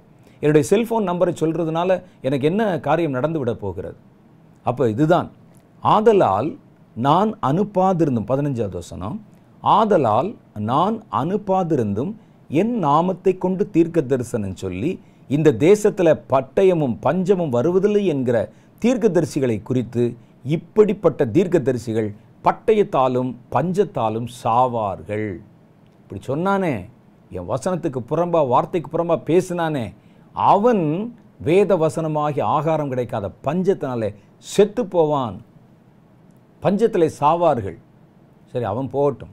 அடுத்த காரியம் பாருங்க, அவர்களிடத்துல தீர்க்க தரிசனம் கேட்கும் ஜனங்களும் எருசலேமின் வீதிகளிலே பட்டயத்தாலும் பஞ்சத்தாலும் அழிந்து போவார்கள். அதுதான் இப்படிப்பட்ட ஆட்க சொல்கிற இந்த மாயமான கட்டுக்கதையான கற்பனையான தீர்க்க தரிசனங்கள் அனுபவங்கள் கேட்டு அப்படியே பரவசமாய் கைதற்றிய ஒன்னையும் கர்த்தர் விடமாட்டார். இப்படிப்பட்ட கள்ள வேலையாட்கள் எழும்பி ஜனங்களை வஞ்சித்து தங்கள் மனதில் தோன்றினதை பேசி ஜனங்களிடத்தில் தங்களை உயர்த்தி கொள்கிறதுனால்தான் கர்த்தருடைய கோபம் கர்த்தருடைய ஜனங்கள் மேலேயும் சபை மேலேயும் வருகிறது. கர்த்தர் சபையின் ஆதரவு கோலாகிய, சபையினுடைய ஆதரவு கோலே வசனம்தான், அந்த ஆதரவு கோலாகிய வசனத்தை முறித்து போடுவார். இந்த நாட்களில் வசனம் கிடையாத பஞ்ச காலம் வரும் என்று கர்த்தருடைய வேதம் சொல்லுகிறது. இப்போ இதில் நம்ம நல்லா தெரிஞ்சு இந்த ஒரு 3 காரியம் தான் சொல்லியிருக்கிறேன். இன்னும் நீங்கள் நிறைய காரியங்கள் வேதத்தில் இருக்குது, அதை நீங்கள் ஆழமாக தியானித்து பாருங்கள். இந்த அதிகாரத்தில் இந்த வசனத்தில் நம்ம தெரிந்து கொண்ட காரியம், இனி வரப்போகிறதாக கடைசி காலத்தில் வரப்போகிறதாக சொல்லப்படும் வசன பஞ்சம் கர்த்தரால் தான் வரப்போகிறது. ஏன் வரப்போகுதுங்கிற காரணத்துக்கு நிறைய காரணங்கள் இங்கே சொல்லப்படுகிறது. இது எல்லாவற்றையும் நம்ம இப்போவே சரி பண்ணிட்டா சபைகளில் ஒரு ஒற்றுமை, சபைகளில் ஜாதி என்ற பெயரில் வருகிற சாபமான பிரிவினைகள் இதெல்லாம் மாற்றிட்டு கள்ள ஊழியக்காரர்கள் கபட்டு வேலைக்காரருடைய வார்த்தைக்கு செவி கொடுக்காம கர்த்தரை முழுமையாய் பின்பற்றி வேத வசனத்தை இரவும் பகலும் தியானிக்க ஆர்வம் பாராட்டினா கர்த்தர் தான் செய்ய நினைத்த காரியத்திலிருந்து மனம் மாறுவார். நம்மளே மாற்றிட்டோம்னா அப்புறம் ஏன் கர்த்தர் கொண்டு வர போகிறாரு? இது நேச்சுரலாக இயற்கையிலேயே அது அப்படியே வந்துட போகிறதில்ல, நம்ம செய்கிற தப்பினால தான் வரப்போகுது கடைசி காலத்தில். ஏன்னா கர்த்தர் சொன்னார், இது நான் தான் அனுப்ப போகிறேன். கர்த்தர் தான் அனுப்ப போகிறாரு, ஏன் அனுப்ப போகிறார்? அதுதான் நமக்கு இவ்வளோ கேள்வி வருகிறது, இவ்வளோ விஷயங்கள் வருகிறது. அப்போ இப்போவே நம்ம சரிப்படுத்தணும். நீங்கள் இந்த வசனத்தின் மேலே ஆர்வம் காட்டணும். ஒரு வீட்டில் பாருங்கள் 10 பைபிள் இருக்கும், எதுவுமே படிக்க மாட்டாங்க, எதையுமே எடுக்க மாட்டாங்க, சும்மா அடுக்கி வச்சுருப்பாங்க பேருக்கு. வேதத்தை ஆழமாக படிக்கணும், ஆர்வமாக படிக்கணும். கர்த்தர் பார்க்கிறார், நான் இவ்வளவு எழுதி கொடுத்து வேதத்தின் கதையை நீங்கள் கேட்டிங்கன்னா அந்த வேதம் உங்கள் கைக்கு வந்து சேர்றதுக்கு முன்னால் எவ்வளவு போராட்டங்களை சந்தித்தன்னு கேட்டிங்கன்னா வேதத்தை கீழே வைக்க மாட்டீங்க. நீங்கள் அவ்வளவு கஷ்டப்பட்டு உங்கள் கையில் இந்த வேதத்தை கொண்டு வந்து சேர்த்திருக்க, கர்த்தருடைய வசனத்தை, வார்த்தையை அலட்சியம் பண்ணுறீங்க பாருங்கள், கர்த்தர் பார்ப்பார். இவனுக்கு எதுக்கு இந்த வேதம்? வேதத்தினுடைய மரியாதை தெரியாதவன், மதிப்பு தெரியாதவன், முக்கியத்துவம் தெரியாதவன். கர்த்தர் அந்த ஆதரவு கோலை முறித்து போடுவார். அப்புறம்தான் தேடுவாங்க. ஐயோ, சாத்தான் ஒரு பக்கம் நம்மை அச்சுறுத்துகிறானே, கள்ள வேலையாட்கள் வந்து நம்முடைய ஆத்மாவுக்கு உலை வைக்கிறார்களே, தேசத்தில் முத்திரை வாங்கினா தான் சாப்பாடு கொடுப்பேன்னு சொல்கிறானே, இதுலேருந்து தப்பிக்கிறதுக்கு என்னையா வழி? கர்த்தருடைய வசனத்தில் இப்படிலாம் இருக்கிறாமேன்னு சொல்லிட்டு எல்லா இடத்துலையும் தேடுவாங்க. ஒருவேளை நீங்கள் நினைப்பீங்க, பைபிள் கிடைக்காட்ட கூட பரவாயில்ல, நீங்கள் உங்கள் மாதிரி ஊழியர்களெல்லாம் பேசின யூடியூப் இருக்கும், அதெல்லாம் போட்டு தள்ளிடுவான் வர்ற காலத்தில். அதில் இருக்க ஸ்டாக் எல்லாம் டெலீட் பண்ணிடுவாங்க, எடுத்துருவாங்க. வசனம் கிடைக்காத பஞ்ச காலம் வரும். அப்போ இதுக்கு நம்ம என்ன செய்யணும்? நான் உங்களுக்கு 2-3 காரியங்களை மாத்திரம் சொல்கிறேன். முதல் காரியம், நீங்கள் என்ன செய்யுங்க, கர்த்தருடைய வேதத்தை வாஞ்சையாய் தினம் வாசிக்க பழகுங்கள். அதுதான் கர்த்தருடைய வேதத்துக்கு நம்ம கொடுக்குற மரியாதை. அதை நல்லா அப்படியே உங்களுக்கு தேவன் எழுதி கொடுத்த லெட்டரில் அதை நம்ம திரும்ப திரும்ப படிங்க. அதை ஆர்வமாக படிங்க, ஆழமாக படிங்க. அப்போ வேதத்தை நேசிக்கிறவர்கள் இருக்கும்போது கர்த்தர் வேதத்தை அவர் பின்னால் வாபஸ் வாங்கி கொள்ள மாட்டார். வேதத்தை படிக்கிற ஆர்வத்தை உங்கள் பிள்ளைகளுக்கு கொண்டு வாருங்கள். தயவுசெய்து நீங்கள் எங்கேயாவது ஒரு இடத்துல பிரயாணம் போகிறீங்க, ட்ராவலில் போகிறீங்க, எங்கேயாவது ஒரு இடத்துல போகும்போது இந்த ஆன்லைனில் வரக்கூடிய, மொபைலில் வைக்கக்கூடிய ஃபோனில் பயன்படுத்தி கொள்ளலாம், தப்பு இல்லை. ஆனால் சர்ச்சுக்கு தயவுசெய்து நீங்கள் வச்சிருக்கக்கூடிய அந்த டேப்லையோ, நீங்கள் வச்சிருக்கக்கூடிய அந்த வேத வசனங்களை வைத்திருக்கக்கூடிய ஒரு மொபைல் ஃபோன்களையோ அதை எடுத்து ரெஃபர் பண்ணவே பண்ணாதீங்க. அது என்ன அவ்வளவு என்ன வலி உங்களுக்கு? ஒரு பைபிளை ஏன் எடுத்துக்கொண்டு போகக்கூடாது? ஒரு வேதத்தை எடுத்து ஏன் நீங்கள் வாசிக்கக்கூடாது? ஆன்லைன் வேதங்களில் இப்போ எவ்வளோ மாற்றங்கள் வந்து கொண்டிருக்கிறது தெரியுமா உங்களுக்கு? மாற்றம் வருதோ வரலையோ, பைபிளை தூக்கிட்டு போக முடியாத அளவுக்கு உனக்கு என்ன வேதனை? யோசிச்சு பாருங்கள். அங்கே ஒரு பாஸ்டர் பேசும்போது அவர் அங்கே வச்சுக்கிட்டு அப்படி தள்ளிட்டு பேசுகிறாரு. அப்போ விசுவாசி எப்படி இருப்பான்? அவன் உடனே செல்ஃபோன் எடுத்து உடனே தேடுகிறார்கள் பைபிளில். அப்போ வேத புஸ்தகம் ஆண்டவர் பாப்பா, உனக்கு தான் நான் எழுதி கொடுத்த வேதம் தேவையில்லையா? எடுத்துரு, ஆன்லைன் காலி பண்ணிடு, முடிந்தது கதை. பஞ்சம் வந்துடும். பைபிளை தான் நீங்கள் எடுக்கணும். வீட்டில் படிக்கும்போது வேத புஸ்தகத்தை எடுத்தான் படிக்கணும், டேபில் படிக்காதீங்க. இது வேதத்துக்கு நம்ம கொடுக்குற மரியாதை, வேதத்தின் மேலே நம்ம காட்டுகிற அந்த மரியாதை, மதிப்பு. அடுத்து 2வது காரியம் பாருங்கள். பஞ்சம் வருவதற்கான தவறுகள் சபையில், கிறிஸ்தவர்களுக்கு நடுவில், நமக்குள்ள, நம்முடைய குடும்பத்தில் என்னென்ன இருக்குதோ எல்லாவற்றையும் கவனித்து பார்த்து, இப்போ நான் சொன்னேனே ஏற்கனவே, அதெல்லாவற்றையும் விட்டு விடுங்கள். கள்ள ஊழியக்காரர்களையும் கபட்டு வேலைக்காரர்களையும் ஆதரிக்காதீங்க. வசனம் சொல்லுது, அவன் பேசினானே கள்ள வேலைக்காரன், அவன் தண்டனைக்குரியவன். அதை கேட்டான் பாருங்க, அவனும் தண்டனைக்குரியவன். அவனும் பஞ்சத்தில் பாதிக்கப்படுவான், இவனும் பஞ்சத்தில் பாதிக்கப்படுவான். ஏதோ ஒரு பேசி கொண்டு போகிற நல்லா தானேயா இருக்குது. அவர் பேசும்போது அந்த சப்தம் நல்லா இருக்குது, அவர் போட்டுக்க ட்ரெஸ் நல்லா இருக்குது, அவர் பேசுகிற ஸ்டைல் நல்லா இருக்குது. ஆனால் என்ன பேசுகிறாரு அதை பார்க்கணும். கர்த்தருடைய வார்த்தைக்கு விரோதமாக இருக்குதே. நம்ம அதை ஏற்றுக்கொள்ளுகிறோம், கை குலுக்குகிறோம், காணிக்கை கொடுக்கிறோம், அவர்களை உயர்த்துகிறோம், பாராட்டுகிறோம்.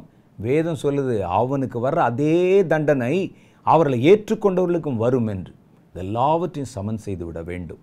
அப்போ கர்த்தர் இதெல்லாம் மாற்றிட்டீங்கன்னா, வேதத்துக்கு மரியாதை கொடுக்க ஆரம்பிச்சிட்டிங்கன்னா, வேதத்தை நீங்கள் ஆர்வத்தோடு வாசிக்க ஆரம்பிச்சிட்டிங்கன்னா, கர்த்தர் வேதமாகிய ஆதரவு கோலை கடைசி நாட்களை முறிக்காமல் கர்த்தர் அந்த வசனம் உங்களுக்குள்ளே பலப்படவும் நிலைப்படவும் உதவி செய்வார். நான் சொல்ல புரியுதா உங்களுக்கு? இது சாத்தானால் வந்தால் வேறு மாதிரி, கர்த்தர் தானே கொண்டாடுறாரு, காரணம் இல்லாமல் கொண்டாடுவாரா? அது என்னென்ன காரணம் கண்டுபிடிச்சு அதெல்லாத்தையும் பிளாக் பண்ணிடுங்க, உங்கள் வாழ்க்கையிலேருந்து ரிமூவ் பண்ணிடுங்க. அப்போ இந்த பஞ்சம் வராதபடிக்கு கர்த்தர் அதை தடை செய்து போடுவார். சும்மா இருக்கும்போதே போட்டு அடிச்சுக்கிட்டு இருப்பாங்களா யாரும்? அதனால தான் வேதத்துக்கு திரும்பவும் வாருங்கள். கர்த்தருடைய வருகை சமீபம். கர்த்தருடைய வேதத்தை ஸ்திரமாய் பிடித்து கொண்டவன் தான் இனி தப்பிக்க முடியும். கர்த்தருடைய வேதம் இல்லாமல் ஜெயிக்க முடியாது. கர்த்தருடைய வேதம் இல்லாமல் நீங்கள் இந்த கடைசி காலத்தில் உங்கள் ரட்சிப்பை பாதுகாத்து கொள்ள முடியாது. வேதமே வெளிச்சம், கட்டளையே விளக்கு. கர்த்தருடைய வேதத்தின் மேலே பற்றுதலாக இருப்போம், வேதத்துக்கு திரும்புவோம். கர்த்தருடைய வருகை சமீபம். ஒரு சின்ன ஜெபம் பண்ணலாமா? ஜெபிக்கலாம் வாங்க. ஆண்டவராகிய கர்த்தர் நமக்கு வெளிப்படுத்தி சொன்ன காரியம், கடைசி நாட்களில் வருகிற பஞ்சம், அது ஆகாரத்தினால் வருகிற பஞ்சம் அல்ல, வந்தால் கூட சமாளித்து கொள்ளலாம். தண்ணீரினால் உண்டாகிற பஞ்சம் அல்ல, அதையும் வந்தால் கூட சமாளித்து கொள்ளலாம். இது வேத வசனம் கிடைக்கக்கூடாத பஞ்சம். கடைசி காலத்தில் நம்மை சுற்றிலும் எத்தனையோ பயங்கரங்கள், கள்ள உபதேசகர்கள், அந்தி கிறிஸ்துக்கள், சாத்தானுடைய கட்டளைகள், சாத்தானுடைய அடக்குமுறை இதெல்லாம் நம்மை சுற்றி நம்மை பயமுறுத்தும் போது வேதமில்லாமல் எப்படி வாழ்வது? இந்த இருட்டான உலகத்தில் வேதமான வெளிச்சம் இல்லாமல் எப்படி வாழ்வது? எப்படி நம்ம ரட்சிப்பை பாதுகாத்து கொள்வது? இந்த வேதம் எடுக்கப்பட்டு விட்டால் நம்முடைய நிலை என்னாகும்? எதை வச்சு சாத்தானை ஜெயிப்போம்? எதை வச்சு அவனுடைய தந்திரங்களை அடையாளம் கண்டு கொள்ளுவோம்? எதை வைத்து கர்த்தருக்குள்ளே நாம் நம்மை பலப்படுத்தி கொள்ளுவோம்?